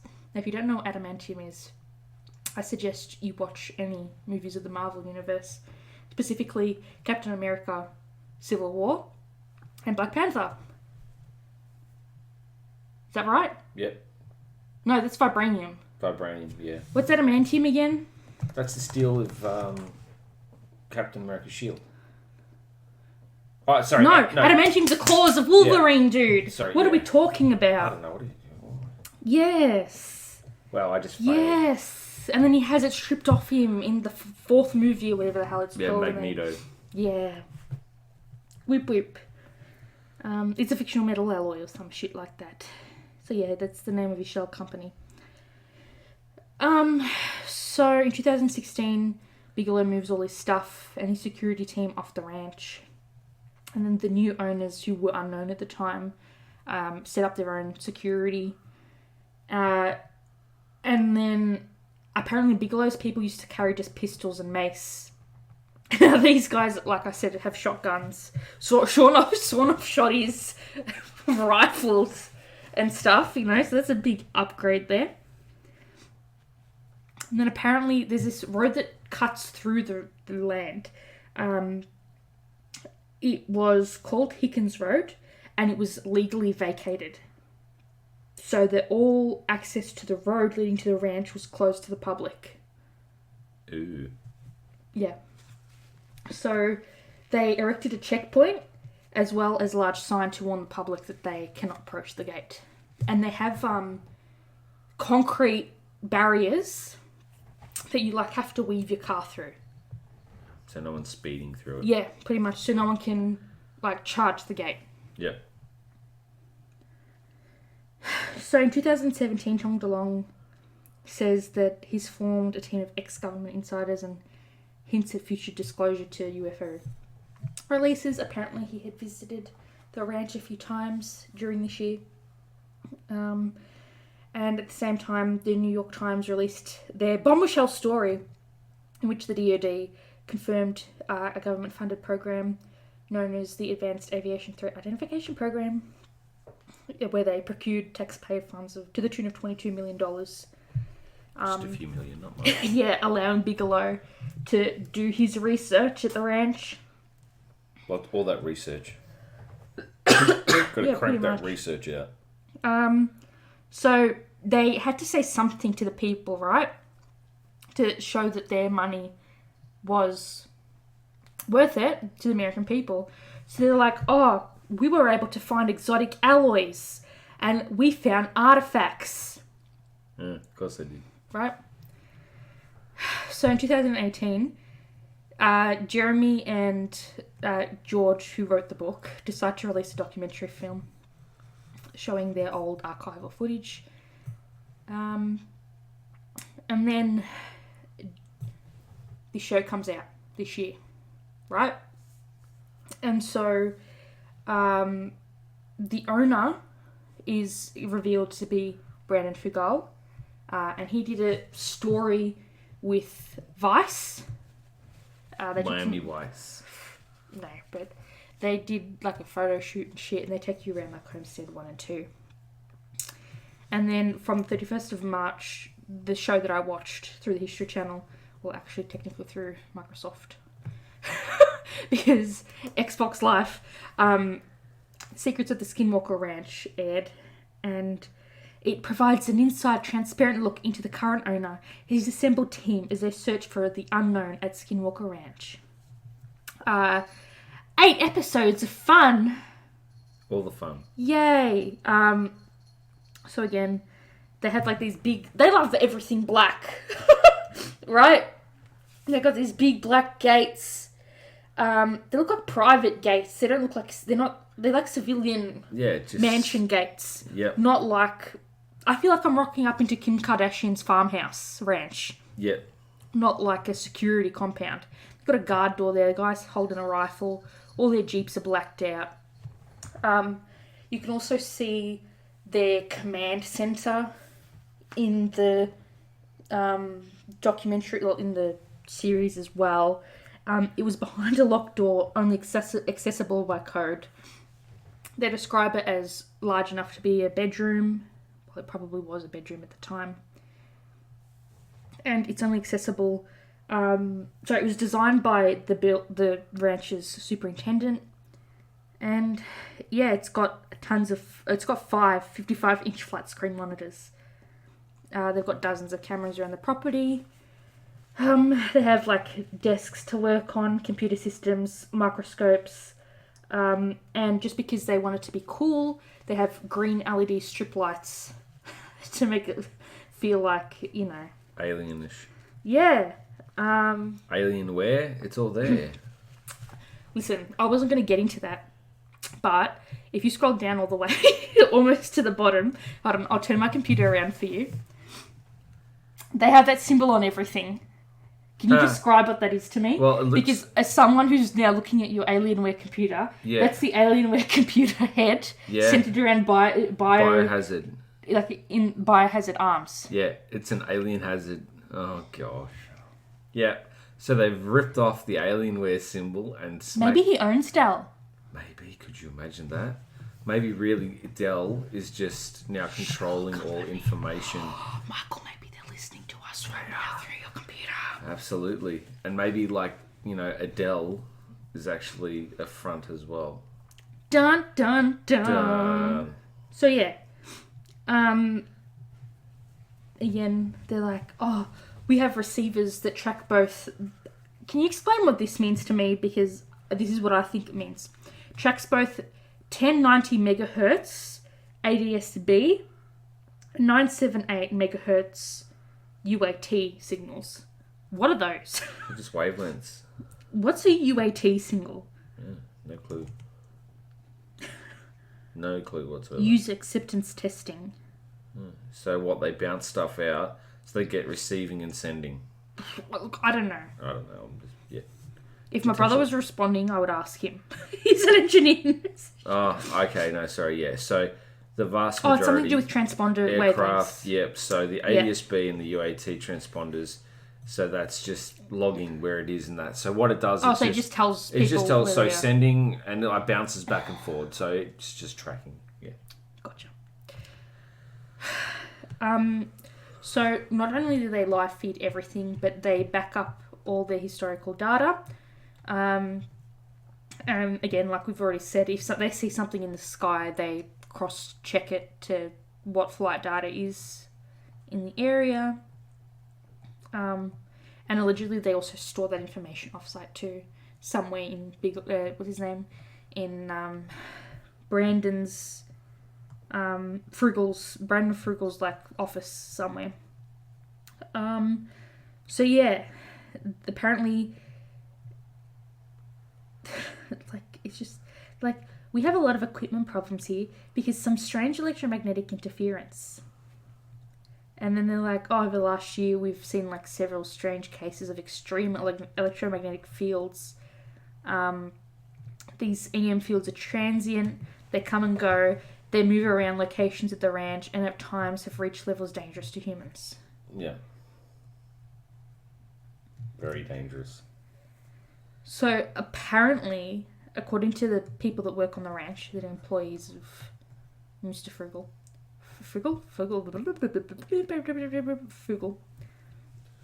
Apparently, unfortunately, a lot of them have become ill at some point or have had to be hospitalised. This guy called Thomas Winterton, he was hospitalised with a life-threatening subgaleal fluid collection, which is basically... inflammation in the brain resulted in swelling in your meninges. Yep. Which would affect balance. Yeah. Make you all... And so... Basically, he went on an alien bender, but he didn't realise it, and then he went digging for trouble and found it, and then, got a little bit... Well, literally, he dug on the ranch. Ah, joy. Again, disturbing the dirt. Disturb the he dirt. got what he described as a goose egg appear, and then he passed out, and his wife had to rush him to hospital. Maybe the man who was on the ranch who said "do not dig" was actually wearing the origin of camouflage, so he was invisible and whacked the guy over the head with his Invisi-stick. This is where we get Invisalign from. Maybe it was Maybelline. Maybe he was born with it. His fabulous one-piece blue dazzle His suit. sparkly suit. Sparkly suit. So yeah. So, essentially though, rule number 1, don't go digging on the ranch. Definitely. Make sure you're wearing the right dressing too. Yeah. That's why you have to be equipped with ranch dressing. Yeah. Yeah. Oh, God. So maybe that's why they're saying, look, this is where you're not supposed to dig because the flying fucking installations that are going around the place are detecting ranch salad. Oh my god. Anyway, so we're going to take a detour for a bit. There are a lot of other like newspapers that I was able to find. One of like articles. One was published in County News on the 1st of December 2005, which allegedly was a Thursday. And it's written by Alan Norman, and it's titled, "Is there a Bermuda Triangle in Utah?" So the idea is that apparently, let me just find that region. Oops, shit. In my notes. So apparently, if you draw a triangle between Skinwalker Ranch, Roswell in New Mexico, and Groom Lake, which is in the Area 51 installation, that is the inland American Bermuda Triangle. Yeah. Also, when you look at, going back to like the Mason symbols and stuff, you know how like the Mason symbol, you've got the sextant and the protractor. No, I've never seen a Mason symbol. However, I haven't seen a Mason symbol. I don't know what they look like. Well, the G, the letter G, Groom Lake, aliens. Wait for it. The letter G is Groom Lake. Is it really? Do you know this off the top of your head? Are you talking? I'm looking at it now. Okay. The protractor is Utah, and then the sextant is alien. Ooh.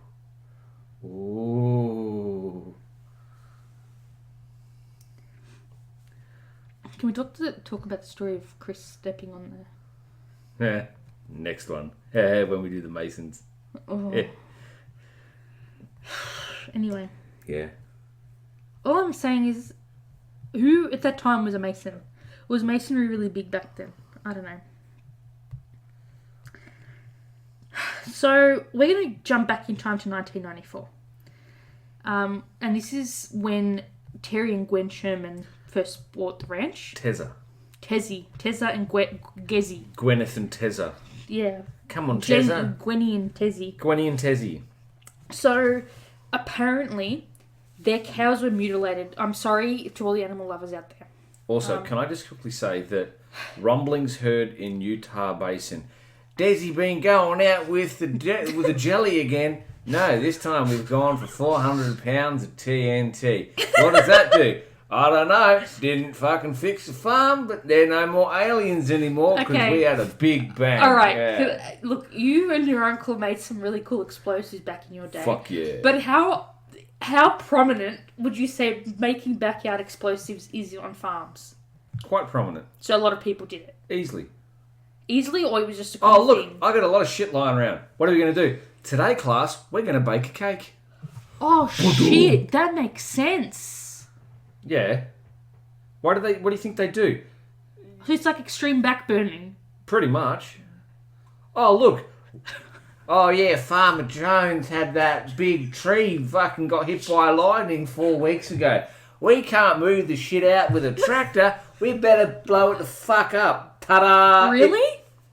Well, how was she going to get it out? You're going to blow it up.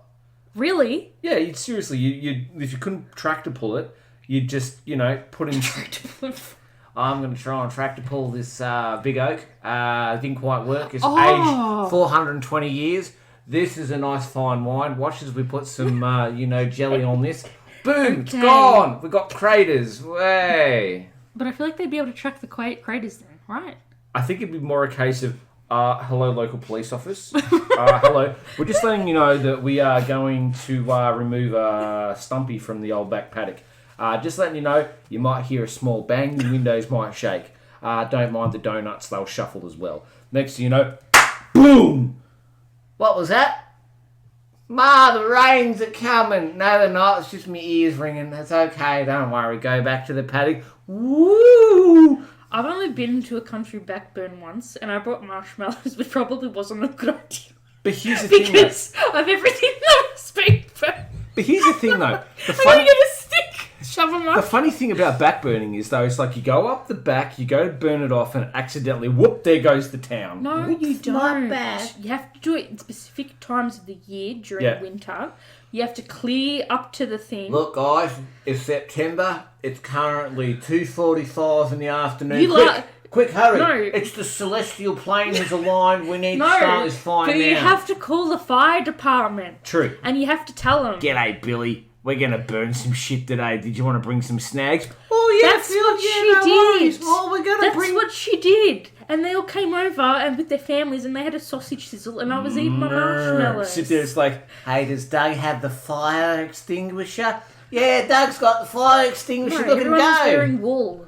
I know, right? Because... It just singes. It doesn't... Yeah, it doesn't burn. Right? So we all got to wear wool and we were out there. Exactly. Anyway. So why don't they cover the International, space station with wool? Okay. So, the Shermans. Jezza and Tezza. Shezza and Tezza. Jezza. Her name's Gwen. Jezza, Shezza and Tezza. Gwezza and Tezza. When was Gwen? This is after they bought their property in 1994. Back in 1994, I bought something in Utah. Anyway, Oh, so like alright, this isn't geometric Laughing Matter. It's not. But they're saying that their cows were surgically mutilated, right? Also, too, this sounds very promising for a precursor to destroy all humans.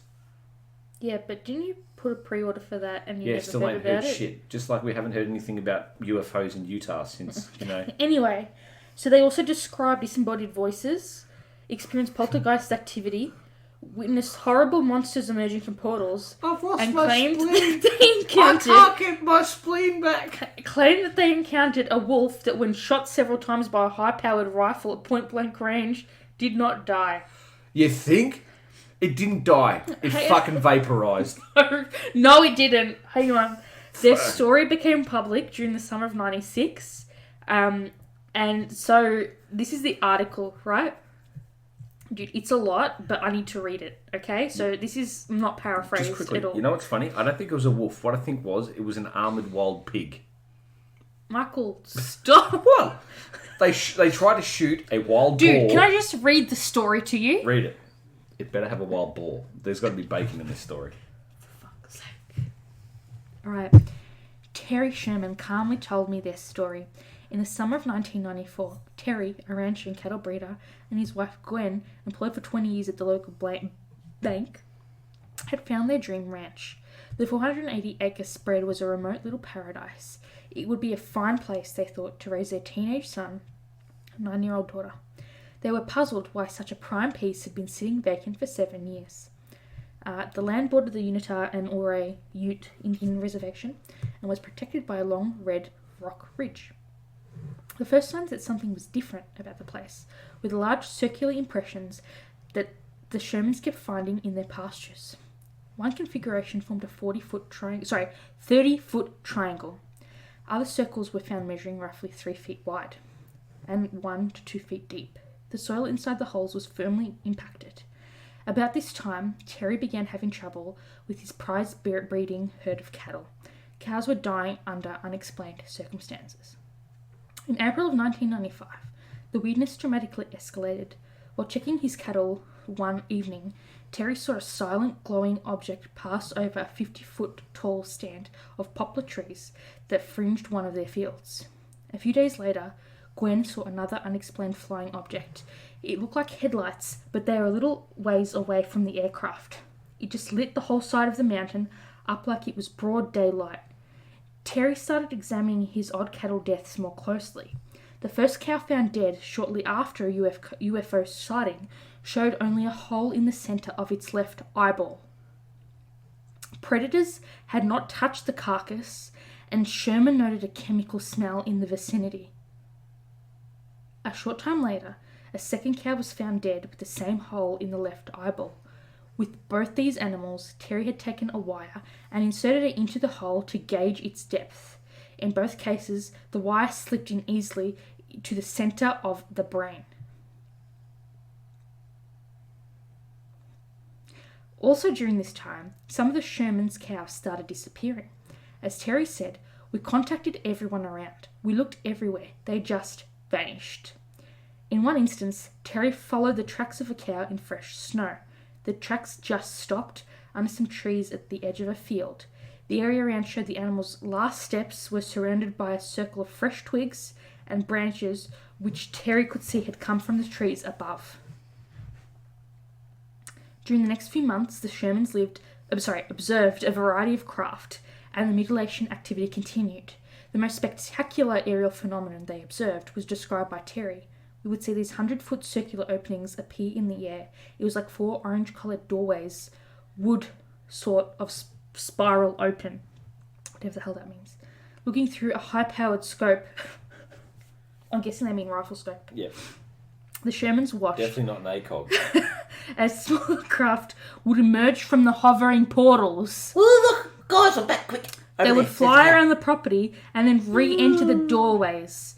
The Shermans described the stealthy smaller craft as being about 40 by 60 feet, squarish with short wings. That ain't small. Smaller craft looked like they were flying in the grid. They also appeared to emit spikes of light which hit the ground. Pew, pew. The Shermans thought this might be some sort of navigational system. In a rare occurrence, the Sherman's son found a mutilated cow within 5 minutes of its death. The young man had seen the gentle Angus eating peacefully and returned moments later to find it dead. The cow's rectum had been cored out with a 6-inch wide hole that was 8 inches deep. Holy cow. Blasphemy! During the summer, Terry, his son, and his nephew had heard unintelligible voices while standing in a nearby pasture. The sound, which they first assumed to be the echoes of a CB radio, seemed to emanate out of the air directly above them. To listen more closely, they could distinctly hear 2 voices speaking in an unknown language, which Terry described as choppy, anti-halting, like a cross between Russian and Native American. I feel like those are 2 very, very different languages. Definitely. Like, Russian and Native American, very, like, yeah. No. Maybe her Russian was a bit rusky. One voice had a deep, resonant tone, and the other was higher-pitched. Terry yelled into the air, "We can hear you!" The voices stopped momentarily, and the deeper voice broke into a low, rumbling laugh. The conversation then went on as before. By the fall, events seemed to be moving toward a climax. Seeing the lights in a field one night, Gwen grabbed her binoculars. Okay, so Gwen's got binoculars, and he's got a fucking sniper rifle with a fucking scope. Listen. Oh, here's me Rytec. I'm going to look through it. Oh, yeah. I see them. Quick. Listen. Quick, Gwen. Quick, grab your binoculars. I need a spotter. Quick, there's some guy sitting in a box. Shit. With velocity? With velocity? Oh, I'm chambering around, Gwen. I'm chambering around. Bullet drop. Quick, taking bullet drop into a crowd. Oh, got him. Ooh, got him. Fucking Do you know that I can't remember what happened once at night, but my mum's house, across the road, one house to the right, something had happened. I can't remember what it was, but she called us at home. This is like 1 or 2 o'clock in the morning, and she's like, "Oh my god, are you guys okay? I saw outside with my binoculars." She's like witnessed what had just occurred. Judging by what this has happened, I swear they've got like a bottle of moonshine that's empty and they're fucking look through it, and like the actual square thing they're staring at is just a fucking tradesman out in the fucking dunny. It's like, oh geez, there's some guy sitting there, but then you realise like he's like, "Hey guys, can you stop staring at me? I'm trying to take a shit. Quick, holy cow!" Alright, okay. So Gwenny grabs the binoculars, and then she focuses in. Focuses in. What are you looking at? I'm looking at something. It's like a microscope, and you have to wait for the... Shit, Gwen, pump it up to a by 100. Quick, have a look. Oh no, is the guy under oil immersion? You gotta wait for the colour size to flip around to the 20, shit. then the 40, then the 60, then the Quick, 100. hurry up, Gwen, he's moving. Quick, stop baking. Anyway, so she sees a square-lighted structure sitting on the ground, and before the lights blinked out, she caught a glimpse of a large, heavy-set individual seated in the object. It's Officer Dan. It's the fat controller. A short time later, the craft appeared again. This time, both she and Terry watched through a 60-power spotting scope. Spotting? What the fuck are they spotting? Antelope? They, Oh, I've got this fucking spotting scope. I'm going to put my laser on and I'm going to blind the guy. what is a 60-pound spotting scope?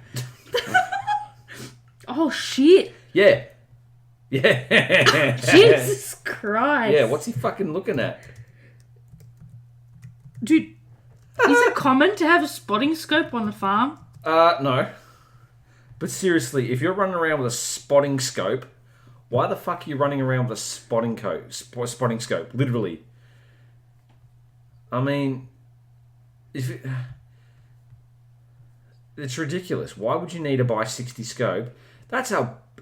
I mean, Is it a telescope? it's a telescope lens. Okay. You know what the highest magnification rifle scope in the world is? A Mark 8 to 80 by 56 mil fucking sniper scope. And how big is that thing? It's about probably, what, 40 fucking centimetres? So how far would you be able to see as if it was right in front of If it was right in front of me, I could fucking see in the back of its skull. If it was you? right No. in front of me. So, like, what I mean in terms of distance, how far away could you view that would make it look like you're staring 15, 20, 30 centimetres in front of You'd your fucking face? see someone about 500 to 800 yards away from me. Quite easily. So, over a K. Not a K. Between, like, 500 metres. Easily. Oh, no, way more than 500 metres. Like, you'd be able to, say, for instance... Like 700 metres away? It'd be like 60 Actually, no, you're right. You from your probably would face. see a K away. 500 yards. How much is 500 yard in metres? Is it like 1.5? I should know I this. feel like I know. 457. So yeah, about just under 500 meters. Yeah, 500 metres. 500 metres is... Pretty you think decent. about 10 swimming pools. So in this case, what he did, he literally looked over fucking 10... And then she's like, hang on, just. And then there's Gwen fucking with her little floaties.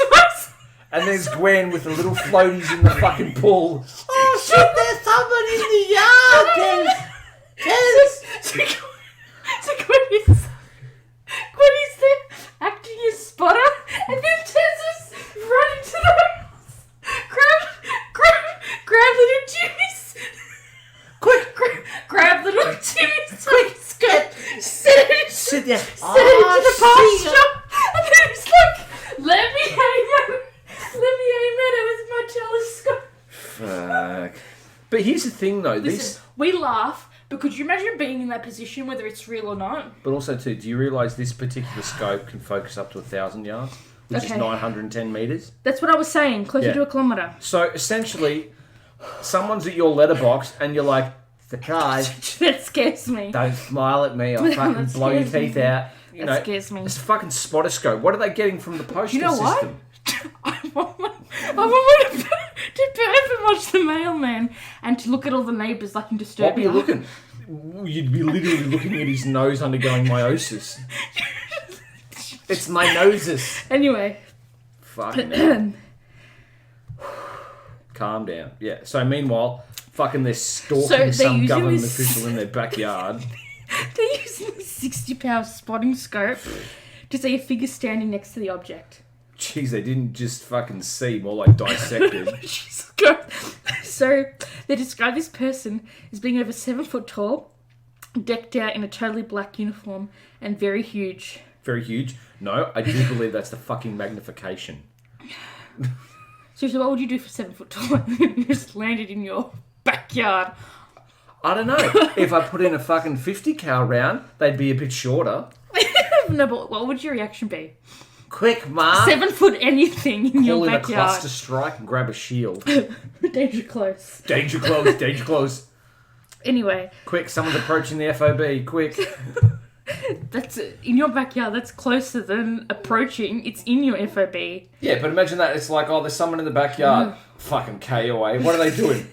They look a little lost. Just a little. Sitting in a box. Anyway, What is it? a square shaped. Square shape. It was the Anyway. precursor to an ice cream So truck. this person who really likes SWAT uniforms was wearing a visor or something shiny on its face because of the way the light glinted from its head area. You know what? The guy was probably wearing a fucking blast shield for arc welding. See, you reason this to make so much sense. The guy's got a little fucking generator in a box, which is probably... Imagine if it was their son, little Timmy, who I'm assuming their son's called Timmy Little who, Timmy, like- and he's probably like, you know what? I just want to fix the what do they call it? The pen yard, where the Yeah. cattle have to walk through every day. What if little Timmy's like, oh shit, one of the bars looks pretty loose. I'm So just he's going to fucking sit here and masquer- fucking weld. So little Timmy is actually a fitter and turner, you know. I'm just going to fucking fix the fence. The fuck you doing, Sonny? That's not fucking arc welding. Fucking a K in. I can see your brain cells. Anyway, all right. Second story, and I apologise. This one's going to get very... I know you don't like things hurting dogs, but the story is called Blue Balls Attack. Dogs Turned into Butter. But the question is, was the newspaper article spreadable across 2 pages? Anyway. What a fucking title. Listen. Blue balls attack. Dogs Alright. turn to butter. Listen, I'm sorry again. I can't paraphrase this. I have to read it. Okay, do it. Another eerie phenomena soon began to plague the Shermans. The family started noticing glowing blue balls moving around the property. So, in Australia, we get min lights. They had max lights because everything in America is to the max. Ooh. So the balls gave off a crackling sound, seemed intelligently controlled. That kind of cracking? I don't know, I wasn't there. Oh. He could either hover or move unbelievably fast. Pew! One evening, the Shermans watched as a blue ball approached one of their horses. Shit, their horses have blue balls now. Also, why aren't your horses in a pen at night? You know what? Because they're not stable. No, but seriously, I thought that's what you're supposed to do. Especially if you live in an area with, like, predators. I mean, if weird shit's happening, wouldn't you protect your livestock? Oh no, Mr. Red's gone walkies in the back paddock. Don't worry, give him peanut butter. He'll be fine. Anyway. E.T. doesn't know how Shermans- to ride a horse. The He Shermans, phoned home. the Shermans watched as a blue ball approached one of their horses. The light hovered within a foot of the horse's face, spooking it mightily. Ooh, boom! I scared At a you. distance of 10 feet, Gwen shined a flashlight on the blue globe, and it retreated. Retracted. No, it says retreated. Buggered off. It then approached Terry, as if inspecting him. Tessa, I know what you're doing with your fucking scope. You're actually looking at the next door neighbour's wife. Ooh.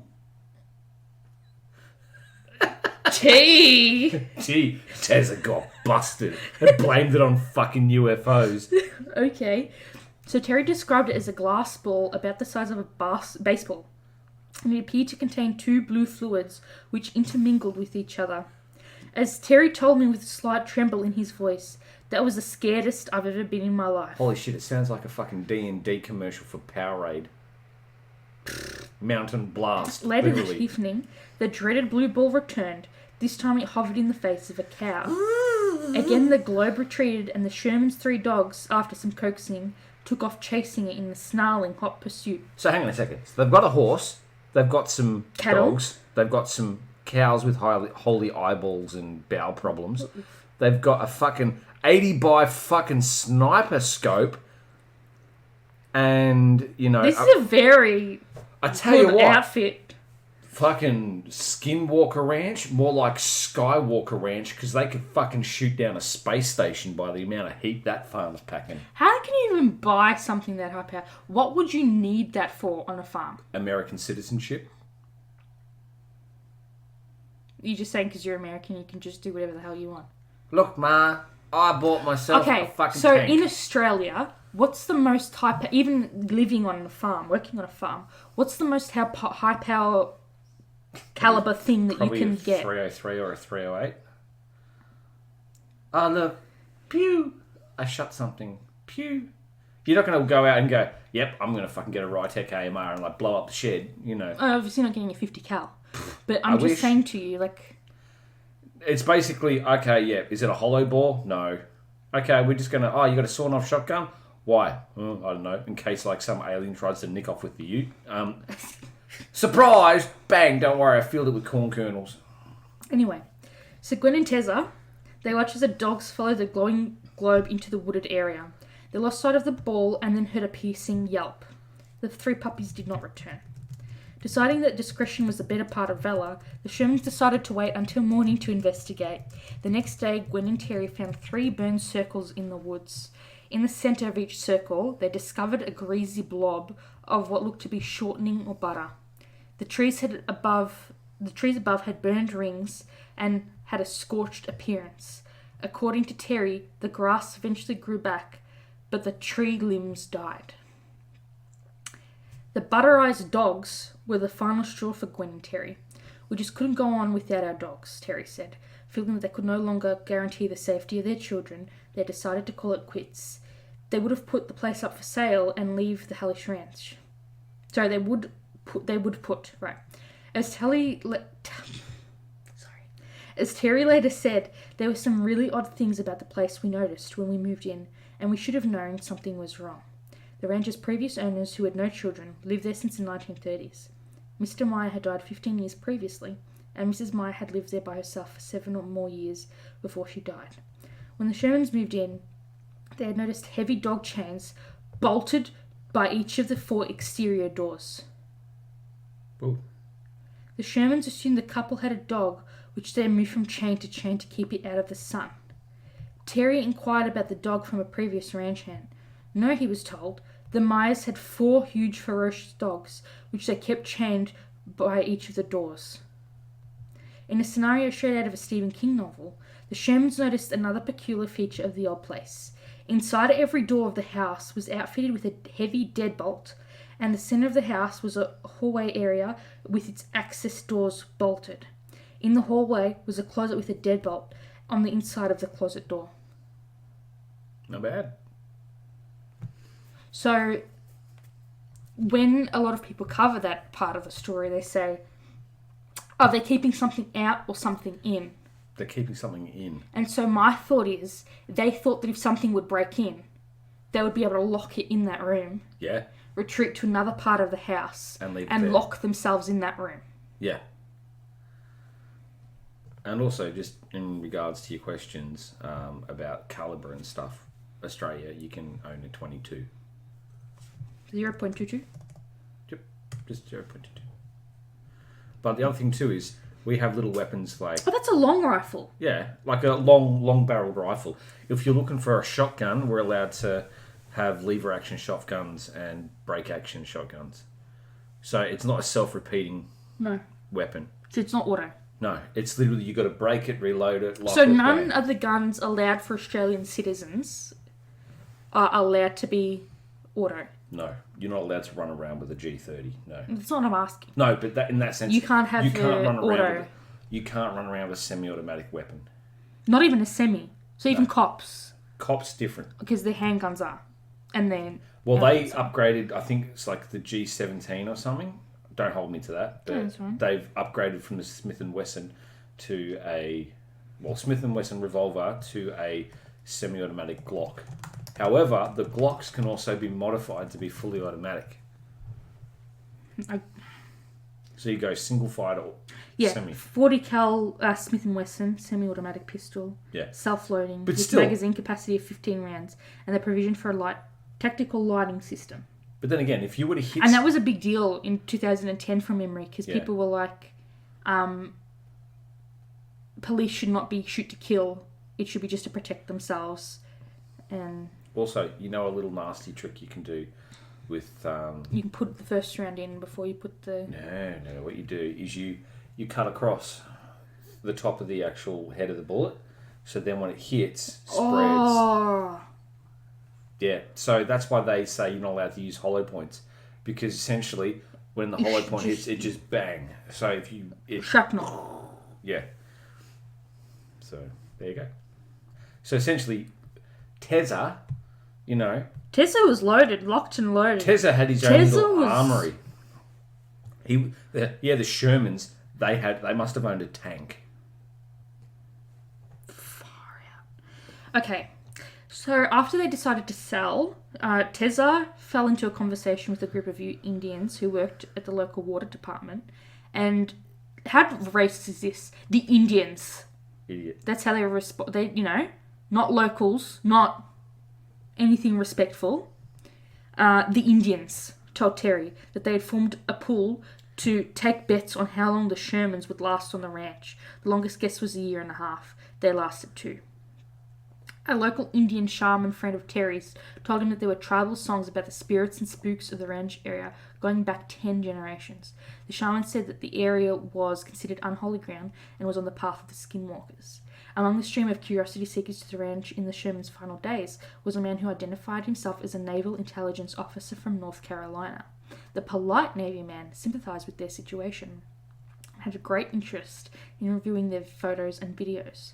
Another man who wasn't so polite lurked around their property in a 4-wheel drive, and Tezza noticed that he had different plates every time he saw it. He had an angry confrontation with the guy, took a man's photo, and after doing a little detective work on his own, determined that the man was an agent with the Air Force Office of Special Investigations out of Hill AFB. There you go. The Shermans spent their last day on ranch rounding up cattle, and by the late evening they were bone tired. They locked all the doors and saw their children to bed. Gwen and Terry took hot showers and then fell into a deep sleep. Next morning, they awoke to find their bedding covered with blood. They both had a 1/8 inch scoop mark in the same place on their right thumbs. Okay, weird. The ranch from hell had managed to tick them one last time. Selling the ranch had posed a dilemma for the Shermans. We didn't want to put anyone at risk, Terry said. At the suggestion of several different researchers, the Shermans were put in touch with the Las Vegas millionaire Robert Bigelow, who in recent years had invested substantial amounts of money in UFO-related research. In September of 1996, the deal was finalised. Bigelow bought the ranch for less than the Shermans paid for it. How fucking rude is that? Yeah. Terry also sold Bigelow a select herd of cattle and was hired as an overseer for the operation. As part of the deal, the Shermans signed a non-disclosure agreement which barred them from making any further statements about the ranch or their experiences. So they got less than 200k. Yes. Literally less than... No. Bigelow bought it for 200k. Yeah. Right? No. They bought it for more than 200k. Yeah. So he's a billionaire Yeah. about to profit, quote-unquote profit, off the ranch. Yeah. He eventually sold it for over $2.5 million. Yeah. But he only gave them $200,000. What a jib. And they relocated to a ranch 20 miles away. So yes,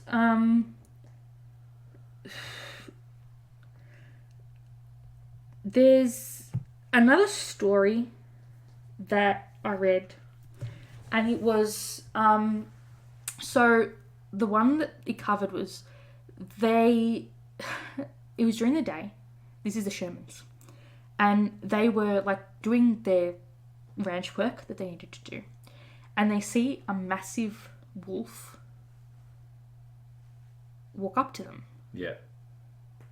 And so it looked friendly, so they decided to pat it. Yeah. As you do. A wild animal, why not? You just pat it, right? Yeah. Would you do that? No. No. Would you let your kids do that? No. No. And so they have this wolf, and they're patting it, and then it happened to be near a pen Yeah. that held a baby cow. Yeah. Hold on, let me find it again. I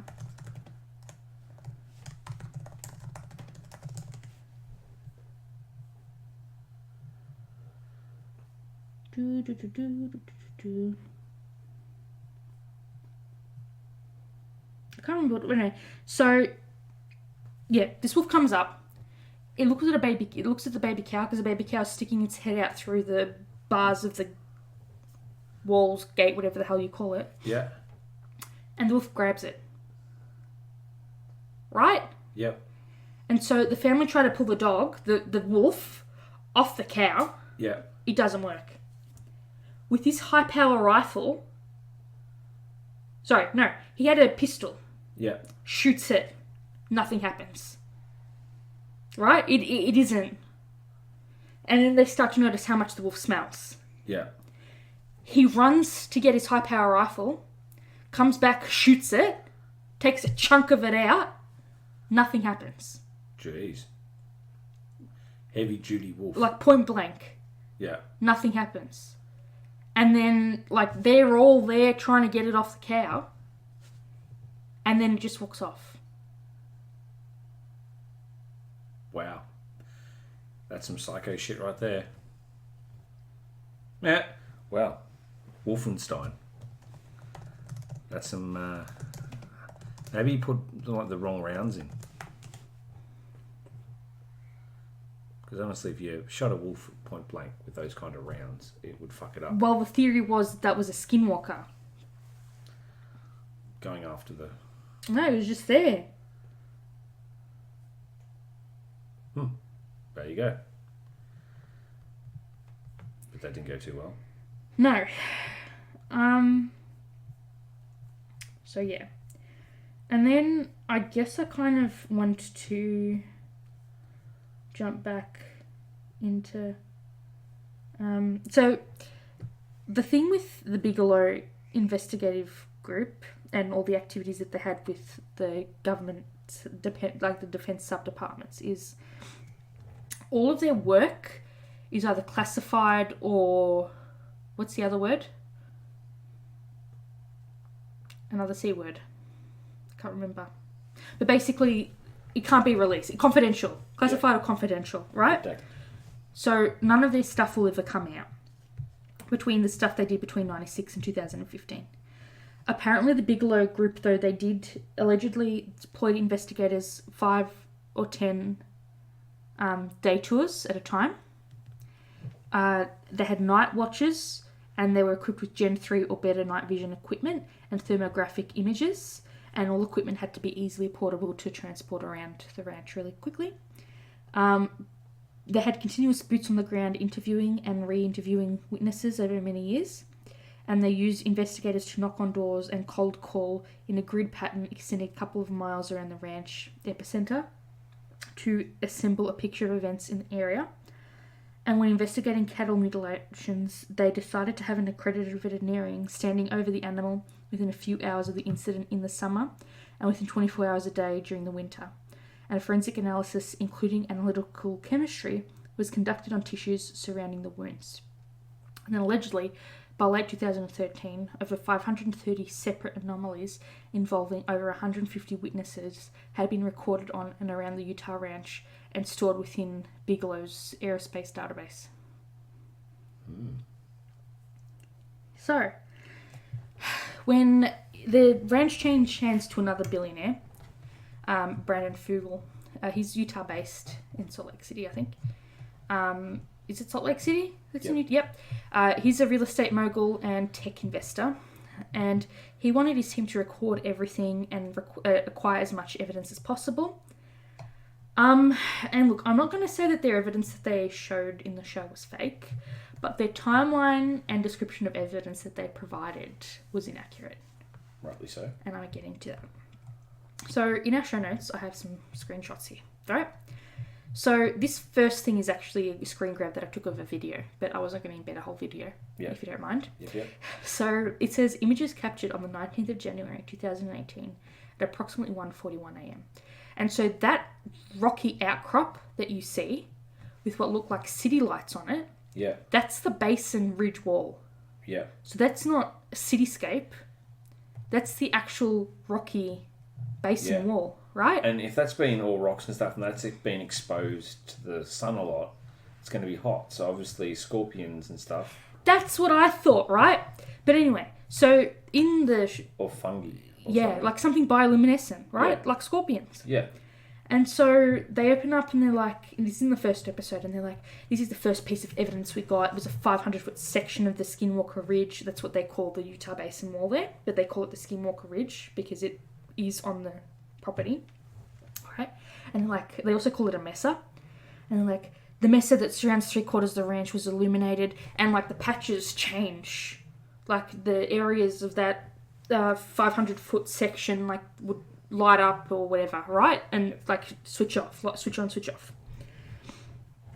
It was recorded on a camera positioned at the back right of the Sherman house, facing the west aspect of the ridge. And this is where I'm like, now I look at that photo and I think it's bioluminescence of some sort, whether it's bugs or scorpions. Yeah. And then they're like, okay.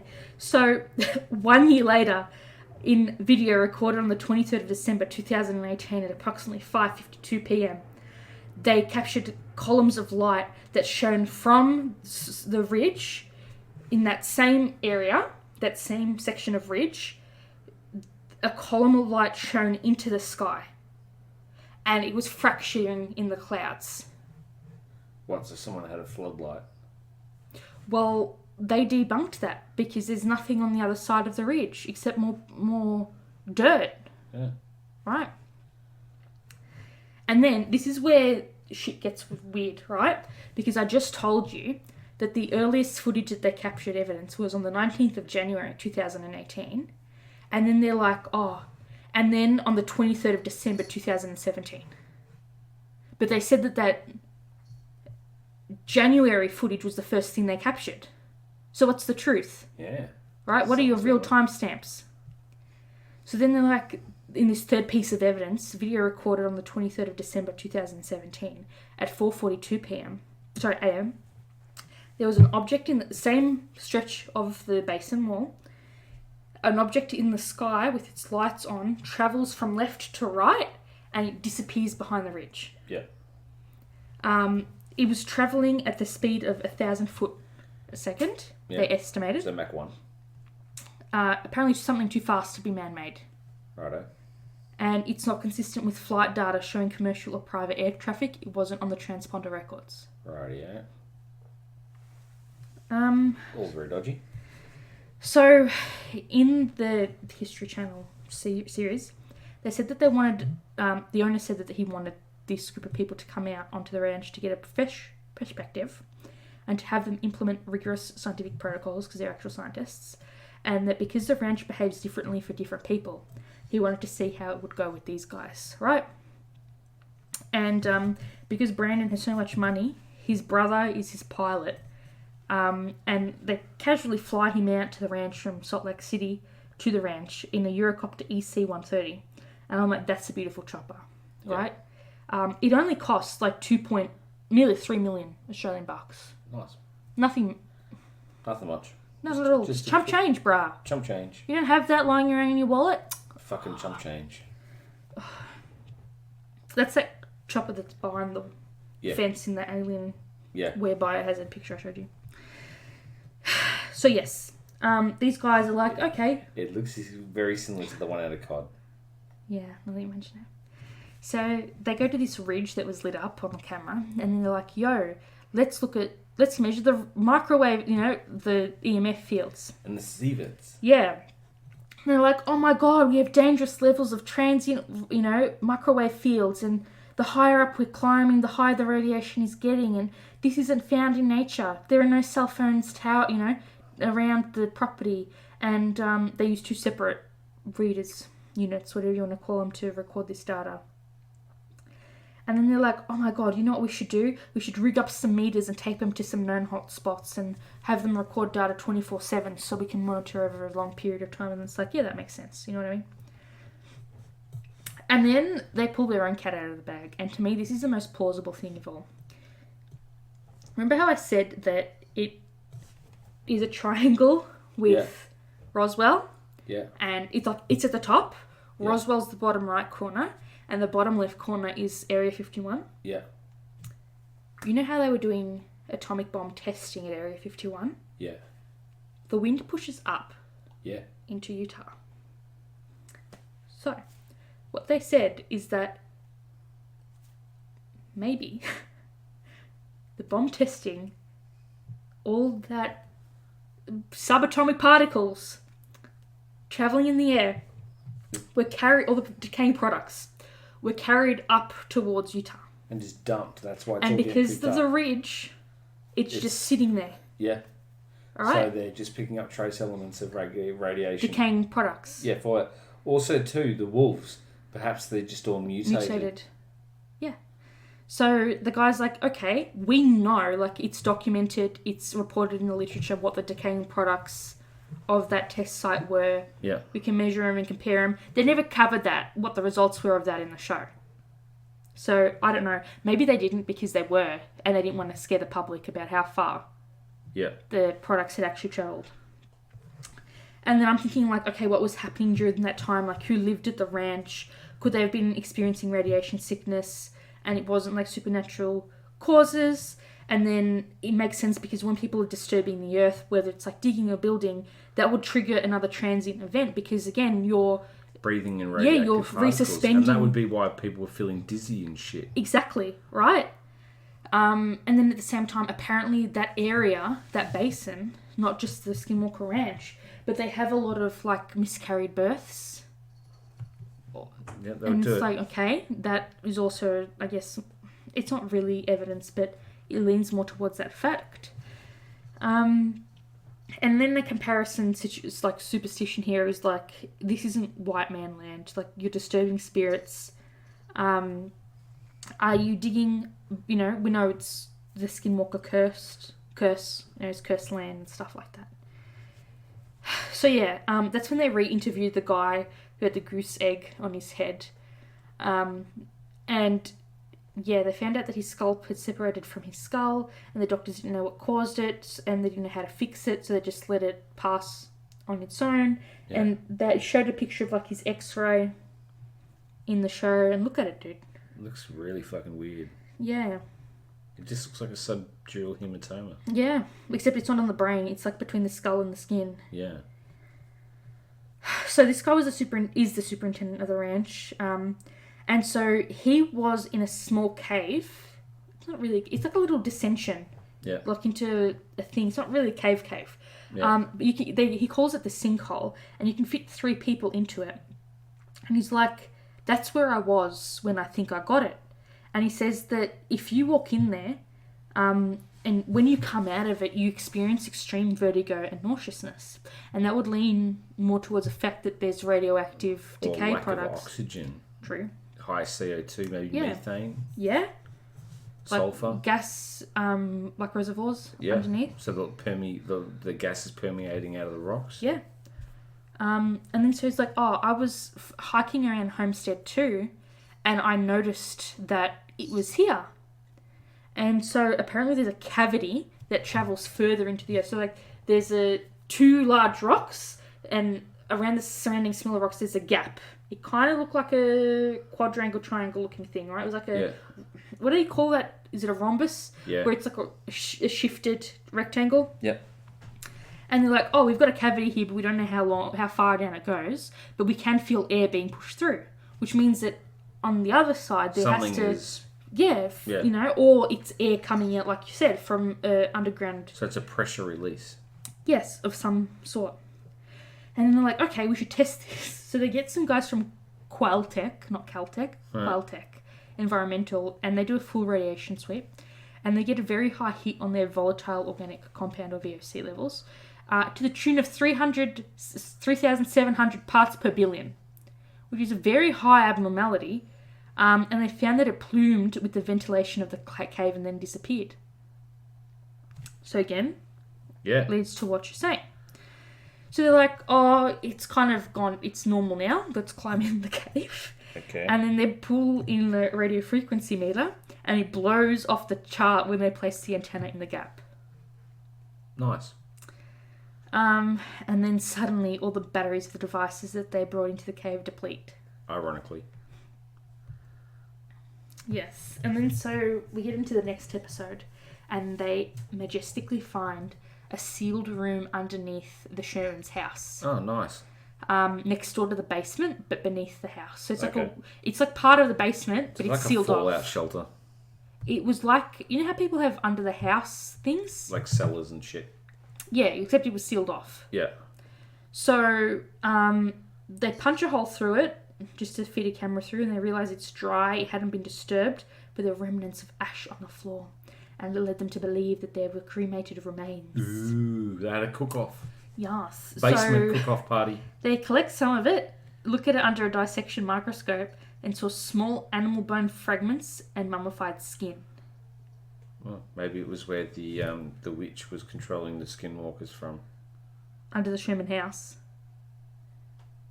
Maybe the dried skin was from their thumbs, and the animal was to create a warding Okay. to haunt the house. Ooh. So they say, you know what makes great sense is Yep. if we decide to bring in some cattle. And they chose cows and alpacas. Yep. And they put them in the old fencing of the Sherman farm, no? So they can see how the cattle and how the ranch behave. And after a couple of hours, the cows seem to be very agitated. They're all huddled together. And then, bum, bum, bum, you'd never guess what happened. Ooh. They spot a UFP. Wow, magical.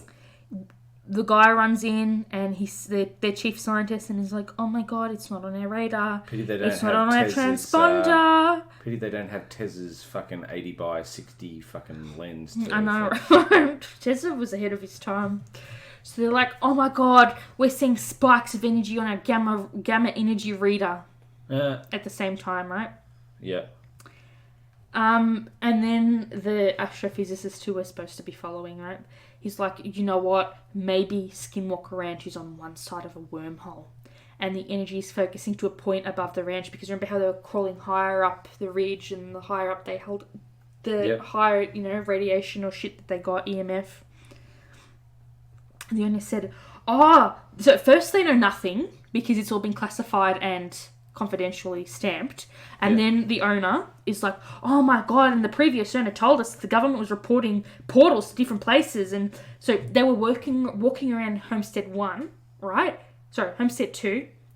And like the first place that was built. And they would see portals in the house and different worlds and people and animals on the other side of the portal, right? So first of all, you're telling us that they all signed NDAs. Bigelow didn't let anyone say anything. It was all stamped confidential and classified. Yet the new owner is saying, the previous owner told us that the government reported seeing portals to different places in different worlds in Homestead 2, sorry. And it's like, so what's your story? Wait, that sounds like the actual game, Homestead. Are you talking about Homefront? Sorry, Homeworld. I have no idea what you're talking about. Anyway, so what's the truth, right? And then so they're like, you know what we should do? We should design some ground penetrating radar, which I thought that they already had. I thought that was called a bunker buster. And they're like, ground penetrating radar. It's apparently similar to sonar. It looks like a little lawnmower, minus the catcher. And you literally just push it. And like sonar, it bounces sound. And it gets the reading back to discern shapes. Right? Transverse radio waves, they hit a solid object. They bounce back. And that's what you use to visualize the object as is sonar. And then they test soil resistivity, which does the exact same thing. But what you do is you use metal poles, you dig them into the ground, you connect them with wires, and then you change the charge of the current you're putting between the wires, and then that will plunge the charge deeper into the ground so you can see things like at deeper levels, if that makes sense, like changing levels. And then we're going to compare the two things. Yeah. So they both do the exact same thing, but they're different methods of doing so. Does that make sense? Yeah. So, guess you wouldn't know it. You wouldn't be able to guess, but suddenly the batteries are either depleted or completely dead. Very much dead. And the guy from the company is like, I charged these last night. No one has switched them on. And I'm like, okay, dude. Okay, cool. Yeah. So, they're like, now we can't do both tests in the same place. We're going to have to work at separate tests, and then when one person finds something, we'll bring over the other technology to the other side. Right? So, dun, they start to see dome features underground, ranging from 8 to 24 feet below the surface. And then they look at the map, and they can see that it's the same area that they were having issues with the drone, because earlier in the episode, they sent a guy to get drone shots, and the drone died. Right. Dun, dun, dun. Very bad, work of charging cameras and shit. Faulty. They can't even afford proper equipment. Wow. Dun, dun, dun. They must have got it from the US military. So they show us a picture of what the green lines weren't there. They drew the green lines post-edit. Right? And so they have what look like blips, metal objects that are diffracting the sound waves, right? Yeah. And so they put green lines. They look like, what would you call them? Hyperboles, yeah. Hyperboles, that's it. A couple intersect, but they look like a mountain, like a kid would draw a mountain range. Yeah. Right? From afar. And then the astrophysicist is like, you know what? We should put a dot in the centre of each of those hyperboles. And then we should draw them together. Because we know the direction that the line's going to. You know what I mean? Oh, yeah. You know the positioning. And then would you look at that, when he drew them together, made a constellation that looked like a robot. A robot as in ROW. Yeah. BOAT. And then they're like, oh my god, this thing's about 1,000 feet long, which is like 305 meters long. And then they're like, oh my god, we have to dig. And then they're like, but we don't want to dig because whenever we dig, someone gets sick, and I don't want to risk people getting sick. And then they're like, okay, but what if we tell the owner that we'll drill cores? You know how you pull out the dirt, the drill bit that was there. And then the owner's like, it's okay, I can get behind that, but if it's any danger to you guys, I want to stop this immediately. So they decide to drill a core at the point that was closest to the surface, but at first they install security cameras in the area. Dun dun dun. Dun, dun, And I'm not going to tell you anything because nothing comes from it. dun. Except for when they're drilling the second or third point, it was too tough for them to drill down into, and they didn't want to risk the drill bit. But there was no like, they did it at a certain, like, so they drill for a bit, pull out that core, measure it to see if there were any readings, which there weren't, and kept drilling and stuff. No readings. But they abandoned drilling because they didn't want to risk the drill bit breaking. Right. When it hit something. So, it wasn't until... And this is the part that really disgusted me. Right? It wasn't until a third of the way through episode 6, and we're talking about an 8-episode season. Yeah. So, over 3/4... What is 6 out of 8 times by 100? 75%. Thank you. 75% of the season is done and dusted, and then they're like, you know what? Now we should bring in the Native Americans, where this whole curse is supposed to centre around them and their people. Yep, let's mess with them. Now we should bring them in, after we've speculated and lied and bullshitted our way through, right? So they immediately show no regard for mythical and spiritual explanations, right? And then the gentleman that they bring on to explain skinwalkers, even though they're not supposed to talk about skinwalkers if they're real believers, says that they're coyote-like, and that's the direct translation. Like, we say skinwalkers in English, and I'm not even going to attempt to butcher the word that they use, that the Ute used to describe it. But if you translate the word that the Ute used to say skinwalker, translates to coyote. Yeah. Coyote-like. And this guy is Ute spiritual leader Larry Sespooch, and he said that his tribe also believes that something not of this world is causing this phenomena. And then he says that the owner says that the Skinwalker is a witch. Yes. In the documentary, they then interviewed the owner, Brandon. He's like, the Skinwalker is a witch, and it puts on a skin, and then it's a completely different thing to what it's... Yeah. The witch puts on the skin of the animal and then becomes that animal. And then, again, that's completely different to what they said in Zach Baggins' episode of Ghost Adventures, when they're like, it's the witch that's conjuring these things. But then again, he interviewed the Navajo, who put the quote-unquote put the curse on the Ute. Yeah. And on the TV, this TV show I watched, they spoke to the Ute. Okay. So... yeah, who knows? It is what it is. And then I found out, because I did even more digging, is that they do an even bigger disrespect in the show. When the current owner, Brandon, is talking about, like, they would put on the skins and travel around wearing the skins, they would show pictures of dancing ceremonies where tribes would wear wolf or coyote-like masks, and they were like, that's what they did to deter skinwalkers. And then you look at people who are actual members of the tribe saying, no, that's just a dance. Yeah. Has nothing to do with skinwalkers. One stupid white person has just taken that image And been use like, it for their own storytelling. yes, to fit the white person narrative. Yeah. There you go. And then they're like, they talk to Larry Cesspool, and they're like, Larry, can you say a blessing for us so none of us get hurt? And Larry's like, before they start to dig, can you bless the land for us? And Larry's like, okay, I'll do that for you. So he lays some tobacco, and seriously, I got chills watching this part. And he's like, he laid some tobacco and he asked for understanding and that nobody be harmed or affected during their dig.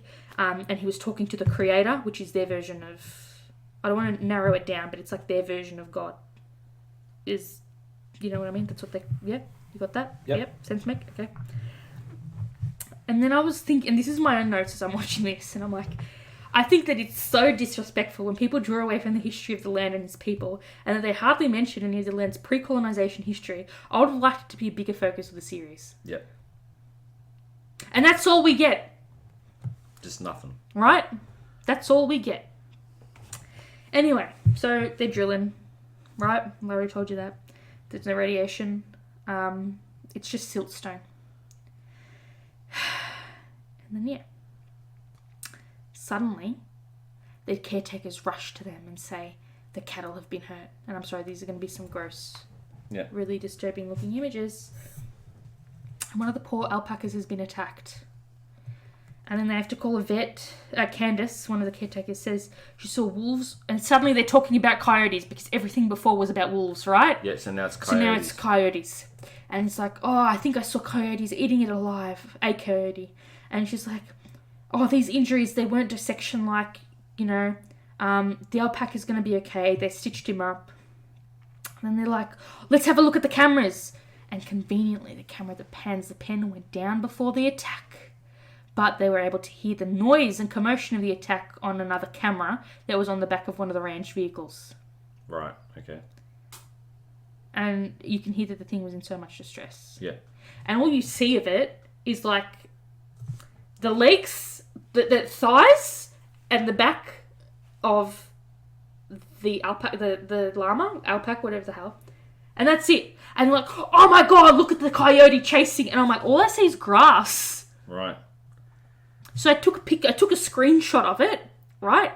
I put it in preview, and I expanded the image, turned up the brightness, turned down the brightness, made it black and white, did everything I could possibly do, threw all the filters on it to try and see what they were talking about. Didn't see shit, dude. It looked like someone got into a pen, spooked it, chased it around a little bit, but didn't appear on camera. Like they knew where camera pan was. Does that make sense? Yep. But again, that's just me. So then like, okay, we're going to rig up some more cameras. And then like, let's record the acoustics in the room that I told you about that they found in the basement.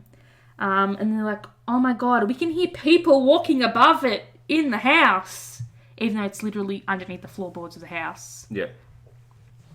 Oh my god, we can pick up footsteps and closing doors. And then suddenly, a chopper starts to hover over the property. And you guessed it, it has a Skyball camera on it. Wow. And they check the transponder, but the chopper doesn't have any details. They've turned their transponder off. So the ranch couldn't get a read. Dun dun dun! Dun, dun, dun. Mysterious. I know. Too mysterious. This is some mysterious shit. Like, imagine. I couldn't make this up. I'm trying to tell you as much information. Like, I know it's slightly spoilery, but please don't spend the money on the series like I did to cover this episode. That's why I'm trying to, like, tell you the meat and the bones of this thing. And then suddenly, guess what happens? A cow is found dead. Oh, no. I know, it feels terrible. It had no markings. There were no tracks or signs of a struggle. Suddenly, they're measuring around the cow and their EMF readers go off. And all the readings from microwave and up on the frequency are higher than normal, so they have to leave the site. And then they suddenly go down as soon as the vet is on premises, and the vet does a mini autopsy and says that the cause of death was stress-induced pneumonia. Right? So first they say that the animal, she got stressed, and that exacerbated the pneumonia that was already present in her life. She was only 2 years old. Right? Wow. Poor cow was only 2 years old. So allegedly she already had pneumonia, and then the stress of that something had caused her to pass away. Right? And then they're saying, no. The shock of whatever she saw caused her to get pneumonia, and then she died because of the stress of the pneumonia. Aliens. And then I'm thinking, if one cow in the herd of 40 has pneumonia, There's a chance. at least one Yeah. of the others would have pneumonia. Yep. Can I just ask, how? Whoops. How does a How? cow get No. pneumonia? What's that word I'm looking for? Infectious.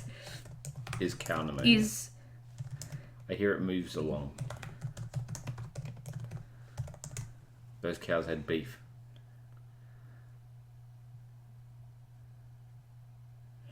it distributed to contagious. Okay, there you go. Quite contagious. Cowtagious. It can't give me. I'm looking for.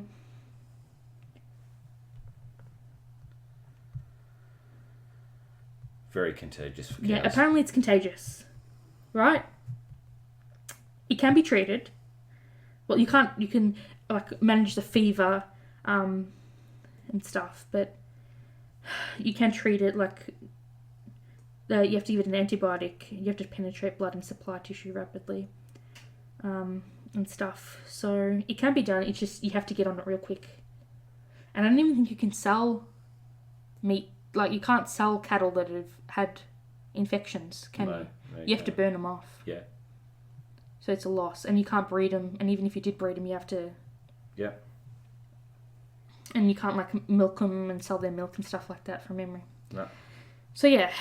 Then, this is where, if you didn't think that their science was already top-tier peer review, right, evidence-based, they decide to bring Linda Moulton Howe, who's an investigative journalist who has spent decades reporting cattle mutilations. Wow, good on them. And she says that typical cow mutilations, when the cow passes away, it's obviously, it falls to its side, right? And then it has a sky-facing eye, so the eye that's pointing up and the eye that's pointing into the ground, because obviously it falls on its side when it passes away. And she says that the sky-facing eye, so the eye that's pointing up, and that ear on that side of the head are always gone with surgical precision. And then she shows them some of the... Listen, we can't be too skeptical. So she shows them... Sorry, they show her some of the footage that they captured. And wouldn't you know it, the cow is sitting there on the ground, and as it suddenly... There's a UFP on the left of the screen, and it, 1,000 feet a second, is suddenly above the cow, and the cow reacted while she was sitting there, and she puts the leg out to try and get up. So wait, so they've put... So she reacted to the UFP. Wait, so they've got a transponder in them. It's a bionic cow. And then they're like, oh my God, maybe the cow wasn't mutilated because we got there so fast that we prevented a cattle mutilation. Right. Now, I'm going to be that person, but I took a screenshot of what was on the screen when they showed the evidence to her, quotation mark. So you see, at the bottom, you see the cow, that black dot with pixels behind the fence by a tree stump. Right above her in a circle of light, at the UFP. It's behind the trees and like further back. Exactly. How far back behind that? That's at least 2, 3, 4, 5, 6 kilometers. Yeah. You have no No way of gauge. measuring that because there's no. Hold on. What is it? It's Y. It's Z. Hold on. Stop this, Stephanie. It's Y, X, and then the depth of the photo would be Z. There is nothing there. No. You have no rulers to measure that. No. Like you said, that could be 10, 15, 20 kilometres back. That could, to me, it looks like a helicopter, but just very far away. That's their helicopter. But what the hell am I going to say about that? Yeah, exactly. So then they decide, you know what? We have enough evidence. We're pausing on data collection. We need to analyse all the data we have thus far. And so a month later, they decide to have a meeting in the owner's Salt Lake City office with the Attorney General of Utah, Sean Reyes, because he asked to be briefed. Sure he did. So they then show him a map of all the radio frequencies of the basin wall. You know, that basin ridge? Apparently, they're radiating from the ridge up into the sky, right? The brighter they are, the more energy is there. Okay. And they say they're parallel waves of energy. And they say that the ones in the centre of the ridge are so focused. And that means that there has to be a big concentration of energy above the ranch, high in the sky, way above and across the mesa wall.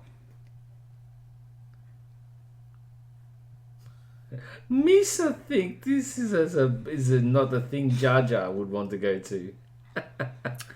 Oh gosh. So,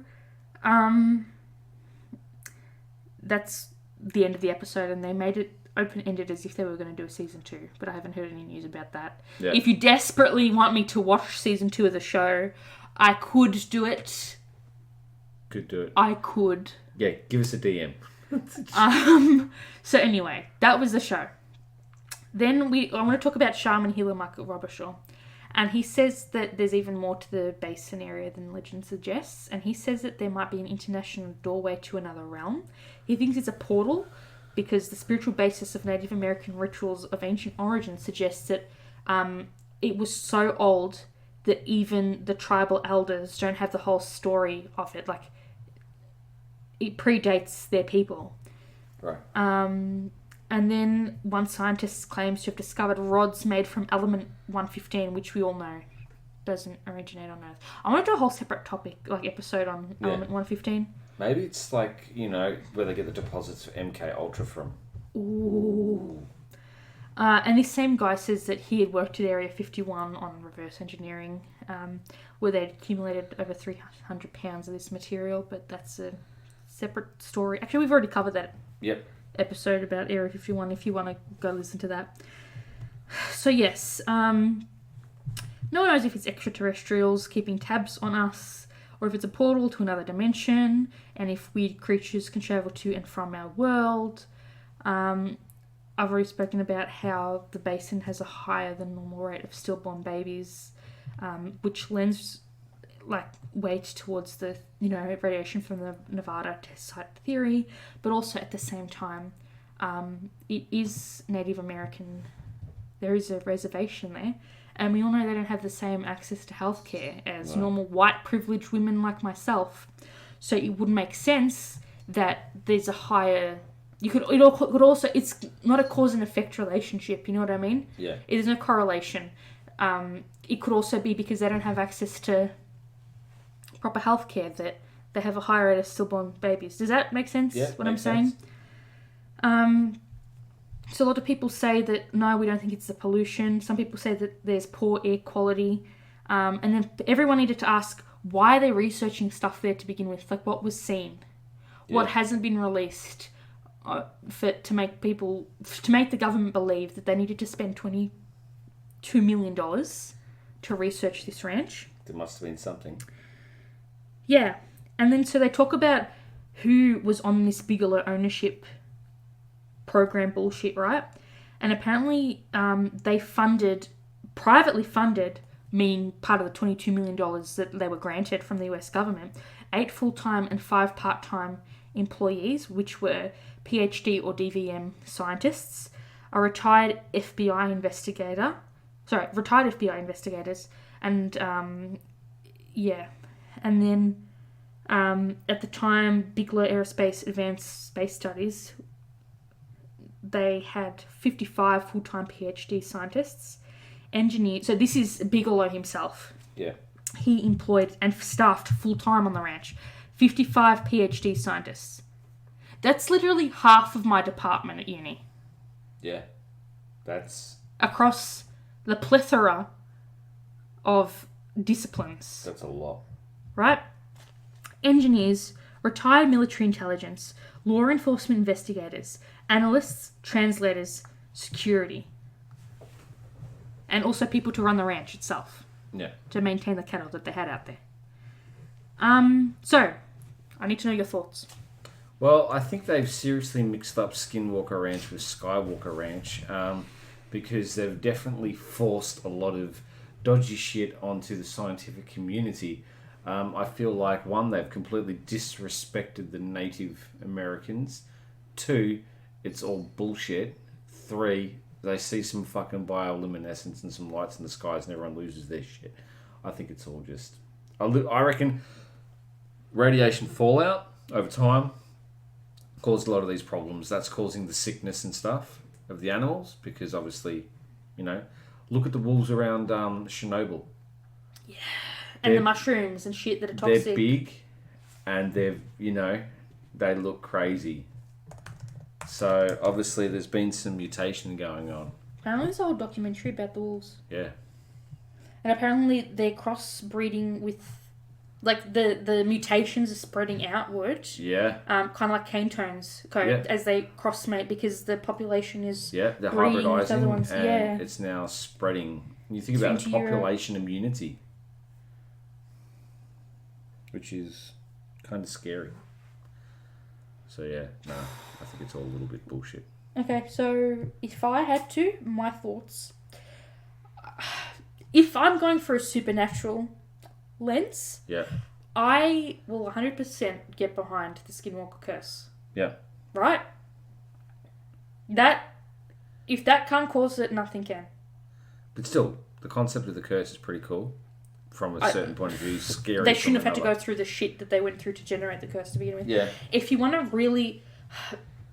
I'm not saying I get behind Zach Baggins and Ghost Adventures and I'm saying it's real. But just watch the first 10-15 minutes of the Skinwalker Canyon episode just to get the elders, just to listen to the elders talk about it or say, I refuse to talk about it because, they fear it. Yeah. And they say if someone actually believes in it, they're not going to tell you about it. No. Just the fear and the witch lady who blessed them. Well, I don't want to use the word blessed because that's more about Christianity and shit. But she put them through the ceremony that she did to send them off so they'd be safe, right? Yeah. And her talking about it. Yeah. That shit spooks me the stuff out. Yeah. That's the side that out of the two sides, that's the direction that I take. Yeah. Right? That the shaman is controlling the animals. And bringing them through, or whatever, if that's... I'm not saying I believe this the supernatural side. Yeah. And then I thought ley lines. And if you don't know what ley lines are, allegedly, anything that's supernatural in this world, for example, Area 51, Roswell, New Mexico, I think may also be on it. I can't remember. I know Stonehenge is, and a ton of other stuff. There are maps, alleged maps, of magic lines that you can draw between sites of magic around the world. Okay. Right? So let me give you a good... It's spelled Ley, and then second word being lines. And then it's like, ley lines refer to straight alignments drawn between various historic structures and prominent landmarks. Arguing that they were deliberately structured along to connect, like, supernatural stuff. And so, I will say, they're very focused in, like, the UK, Europe. There's a couple, like, there's one in Moscow. The pyramids also fall, like Gaza. The Great Pyramid of Giza, falls on it and stuff. And so they cross-link specific, like, we have one, Uluru is the Australian one. Right? It's a historical site. And stuff like that. In Indonesia, it's Mount Kilas, I think. Oh, sorry, in Tibet, it's Mount Kilas. And so there's a whole theory. I guess, again, that's another separate episode. So the idea is that these are lines of magic that connect areas of historically some sites that we used for supernatural means or whatever. For example, Stonehenge. And then I checked, and the ranch isn't on any of those ley lines. So I debunked my own theory. Yeah. But yes, I think it's nuclear fallout. Yeah. Fallout. All that nuclear fallout. And that's why they didn't release that information about it, No, because then the public could get Yeah. freaked out about it. That's why. And they went, no. No. There you go.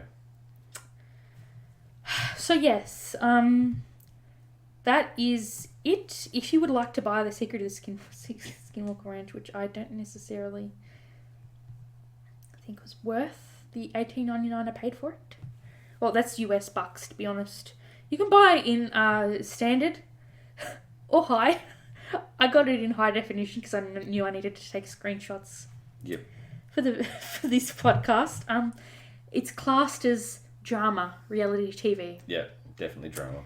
So it's 8 episodes from the History Channel. Came out earlier this year. You can get it on your PC, mobile device, or Xbox 360.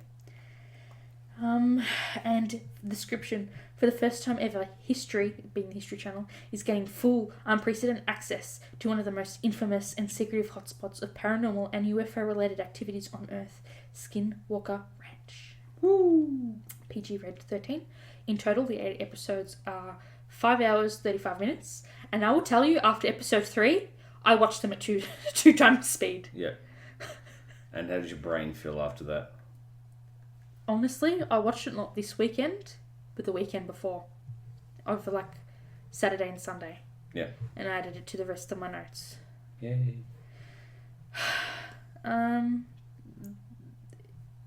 There are no reviews. I wonder why. So I'm thinking of leaving one. Yeah, do it. And even if another season came out, this is just a season pass for season 1. Oh, So geez. I would have to spend not that I'm saying I wouldn't do it for the sake of what the hell are they doing in season 2. Yeah. But that's another $19 for season 2. Yeah, very much so. And you think because it was digital it would be cheaper because they don't have to package a DVD and have to No, deal more with those expensive. costs? But it is what it is. Wow, they're gonna make their money somehow. So yeah, that's it. That's what I got for you. Thank you. I apologise if it was. I know this was very long, but I hope you enjoyed it. Fringe science, man. I was hoping to find a spaceship or something. Michael, if they legitimately found a spaceship there, do you seriously think it wouldn't be swarming with... Okay, here's what I'm saying to you. This guy's a billionaire. He owns this ranch. Set up a shell company to buy and hold the trust of property of this ranch. Yeah. You're telling me he treats a $3 million helicopter as if it's a Holden that drives you, or Ford that drives you from point A to B. Yeah. Right? He has the ability to pay for his own private security firm. Yeah. And you're telling me he doesn't own the airspace rights above the ranch? Why didn't I Google that? Who owns the airspace? Who has the air rights above Skinwalker Ranch? Technically him. No, that's not how it works. Maybe imagine if it was the US Air Force.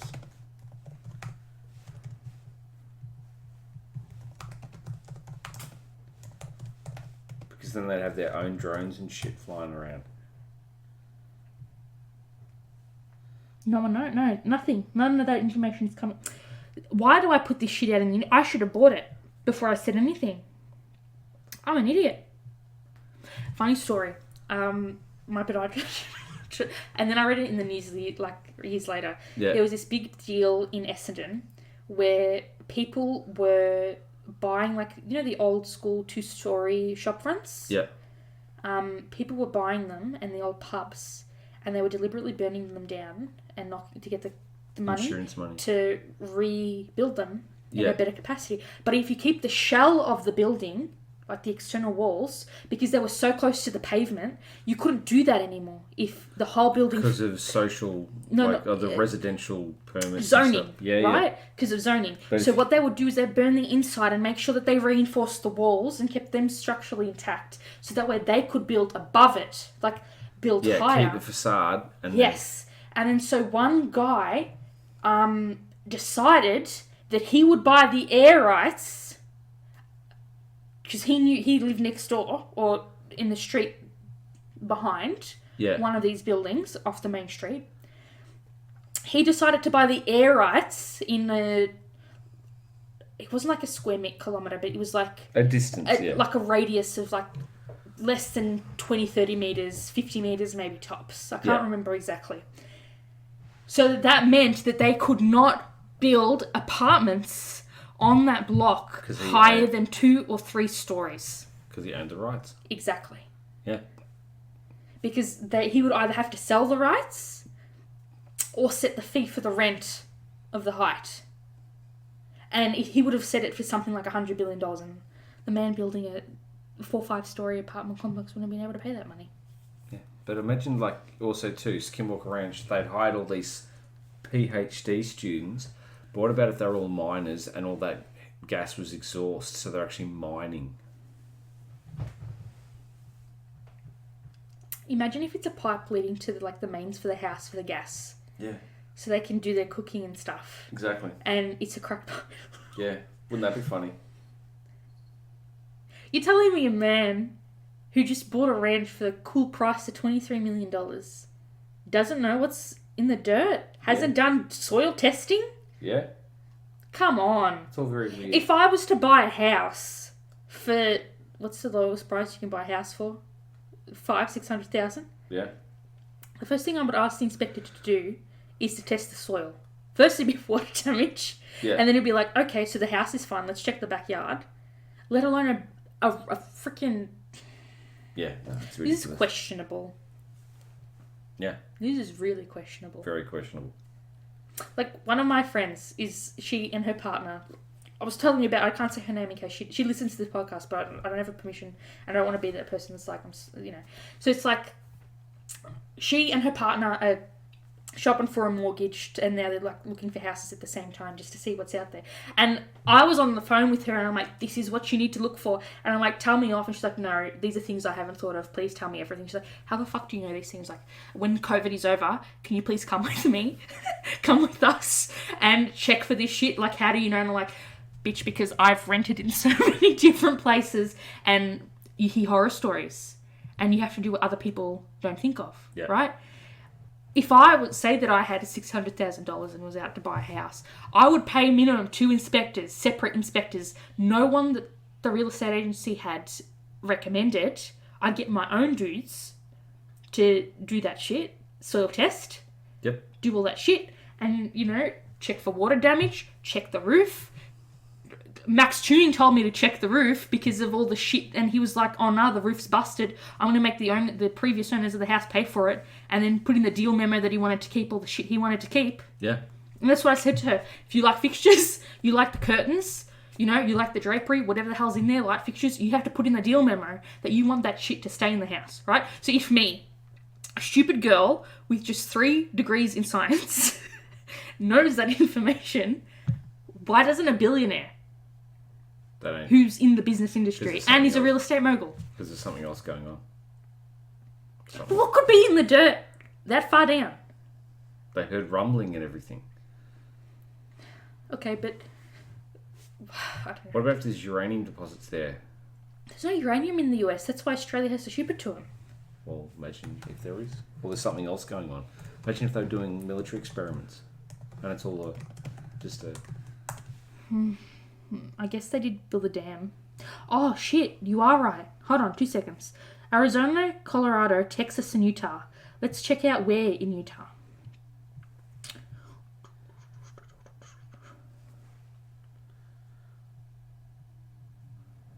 Okay.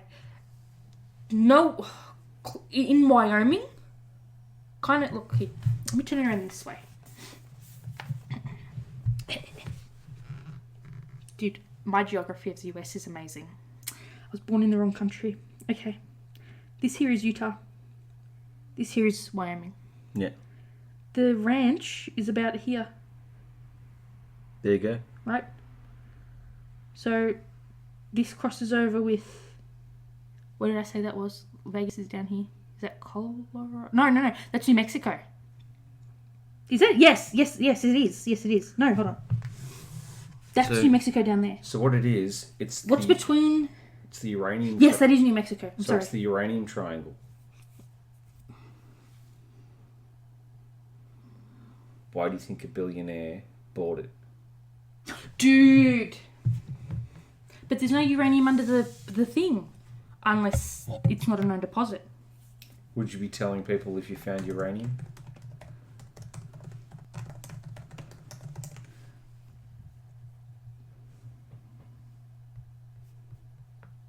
It's not something. There's nothing, when I'm Googling, Yeah, but between uranium or Skinwalker Ranch on the internet. and why is that? Because people don't want that known. Because you think about it, if you suddenly got a uranium deposit and someone other than the Americans know about it, what would you do? You've got military installations nearby who are doing testing. So obviously, if you've got uranium nearby, Scientific American yeah, wrote an article in the sustainability section yeah, on the 30th of December 2010. yep. Francie Deep. Abandoned uranium mines are an overwhelming problem in the Navajo Nation. There you go. One look at uranium mining shows how difficult it would be to clean up the reservation. Hundreds of abandoned Cold War era mines. Yes.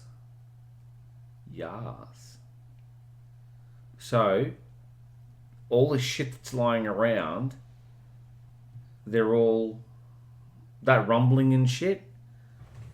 Maybe they were all mine shafts collapsing, old explosives going off. Dude, how do you reason this shit so well? Yeah. See? Why aren't they testing the drinking water of the ranch then? Because it's on a reservation. Why do they care? Why are the animals getting sick? Why is all this... But what, I don't know. You got bioluminescence. It's because in the dark, you think about it. Decay, half-life. Decay. You've got yellow Reactions occurring. yellow glass glows in the dark. Black lights. Shit, Michael. So essentially what it is an underground testing facility. Or was it mine of some capacity? They've got mines. There's mining going on underground because you know why? If it's above ground, people know what's going on. It's a triangle, but all this testing is going on. So essentially, you've got to... Why would you employ 50 PhD students to look up and study... The only thing I can find is a official Skinwalker Ranch forum saying that extraterrestrials may want to mine natural resources such as gold. And that's it. No mention about uranium. No other mention about mining. Just that. So the thing in the box was, in fact, someone in a radiation shelter. But it was sealed up. Exactly. No, with rock, concrete. There was no other access to get in. Apart from the hole they punched in it. What does concrete protect you from? I don't know. It's not like it's got lead in it. Fallout. Concrete doesn't have lead. No, but if it was built with that... No, it was concreted. Just Rocks on the other side and concreted in. It looked like an insulation chamber. Interesting.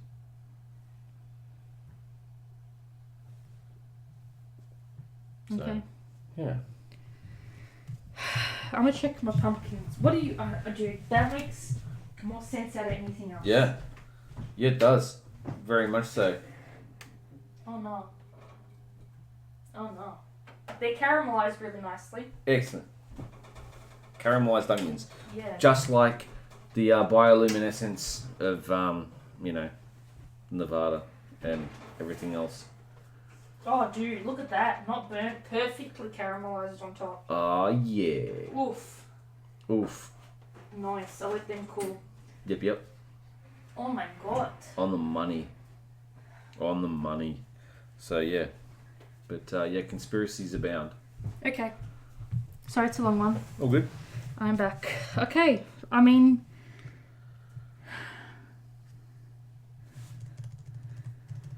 Alrighty. Okay. I'm just going to keep saying alrighty. Okay. Already. Okay. For aliens. But, yeah, definitely a conspiracy there. Something Okay. funky's going on. That's why everyone's getting sick. They're all getting radiation fucking sickness. But then why, if he knows that it's a mining facility, why would he allow people to work there? Well, maybe it's the cover. It's to go on and say, oh yeah, we're just this funny little research centre. Why do you think they've got all the armed guards and shit? Okay, but it's really far south, like it's in Lisbon Valley, which borders with Colorado. Beats me. There's nothing in Arizona, but then, yeah, I don't know. Okay, that's it. That's all I got. All good. Thank you so much for listening, everyone. It was a bumper episode. Yeah, it was. Hope you enjoyed. There's probably a lot of stuff I missed, but I wanted to cover the main juicy bits and Yep. kind of recap the show. I hope you don't mind. No, all good. Thank you so much. You're welcome. Have a great day. Oh, hold on. Okay. Hold on. Let me scroll to the linky poos.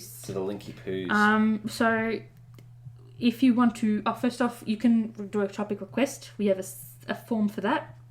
We're on Apple Podcast, Castbox, Castro, Google Podcast, Listen Notes, Luminary, Player FM, Podbean, Podchaser, Radio Public. You can subscribe with your email. Spotify, Stitcher, Swoot, TuneIn, Overcast. We re-upload a video format to YouTube. We're on Instagram, Twitter, or you can email us at controllersandcouches@gmail.com. He is FullMetalChicken. Yes, I am. I am Stephfafahh. Thank you so much for listening or watching if you're on the YouTubes. Have a great day or night, whatever it is, wherever you are. Stay safe, stay healthy, wear your masks, wash your hands, social distance. And you'll hear from us for next episode, 56. Absolutely. Yeet. Yeet. Thank you so much. And I'm off to finish tea. Yep, we be off. May the force be with you. And also with you. May you live long and prosper. For everything else, says MasterCard. Or Adamantium Holdings. Yeah. Dun, dun, or vibranium dun. shielding thingies. And for everything else, you can find us on COD or other pew-pews. Yes. Yep. And on that note, Bye-bye. bye-bye. Signing off. Again.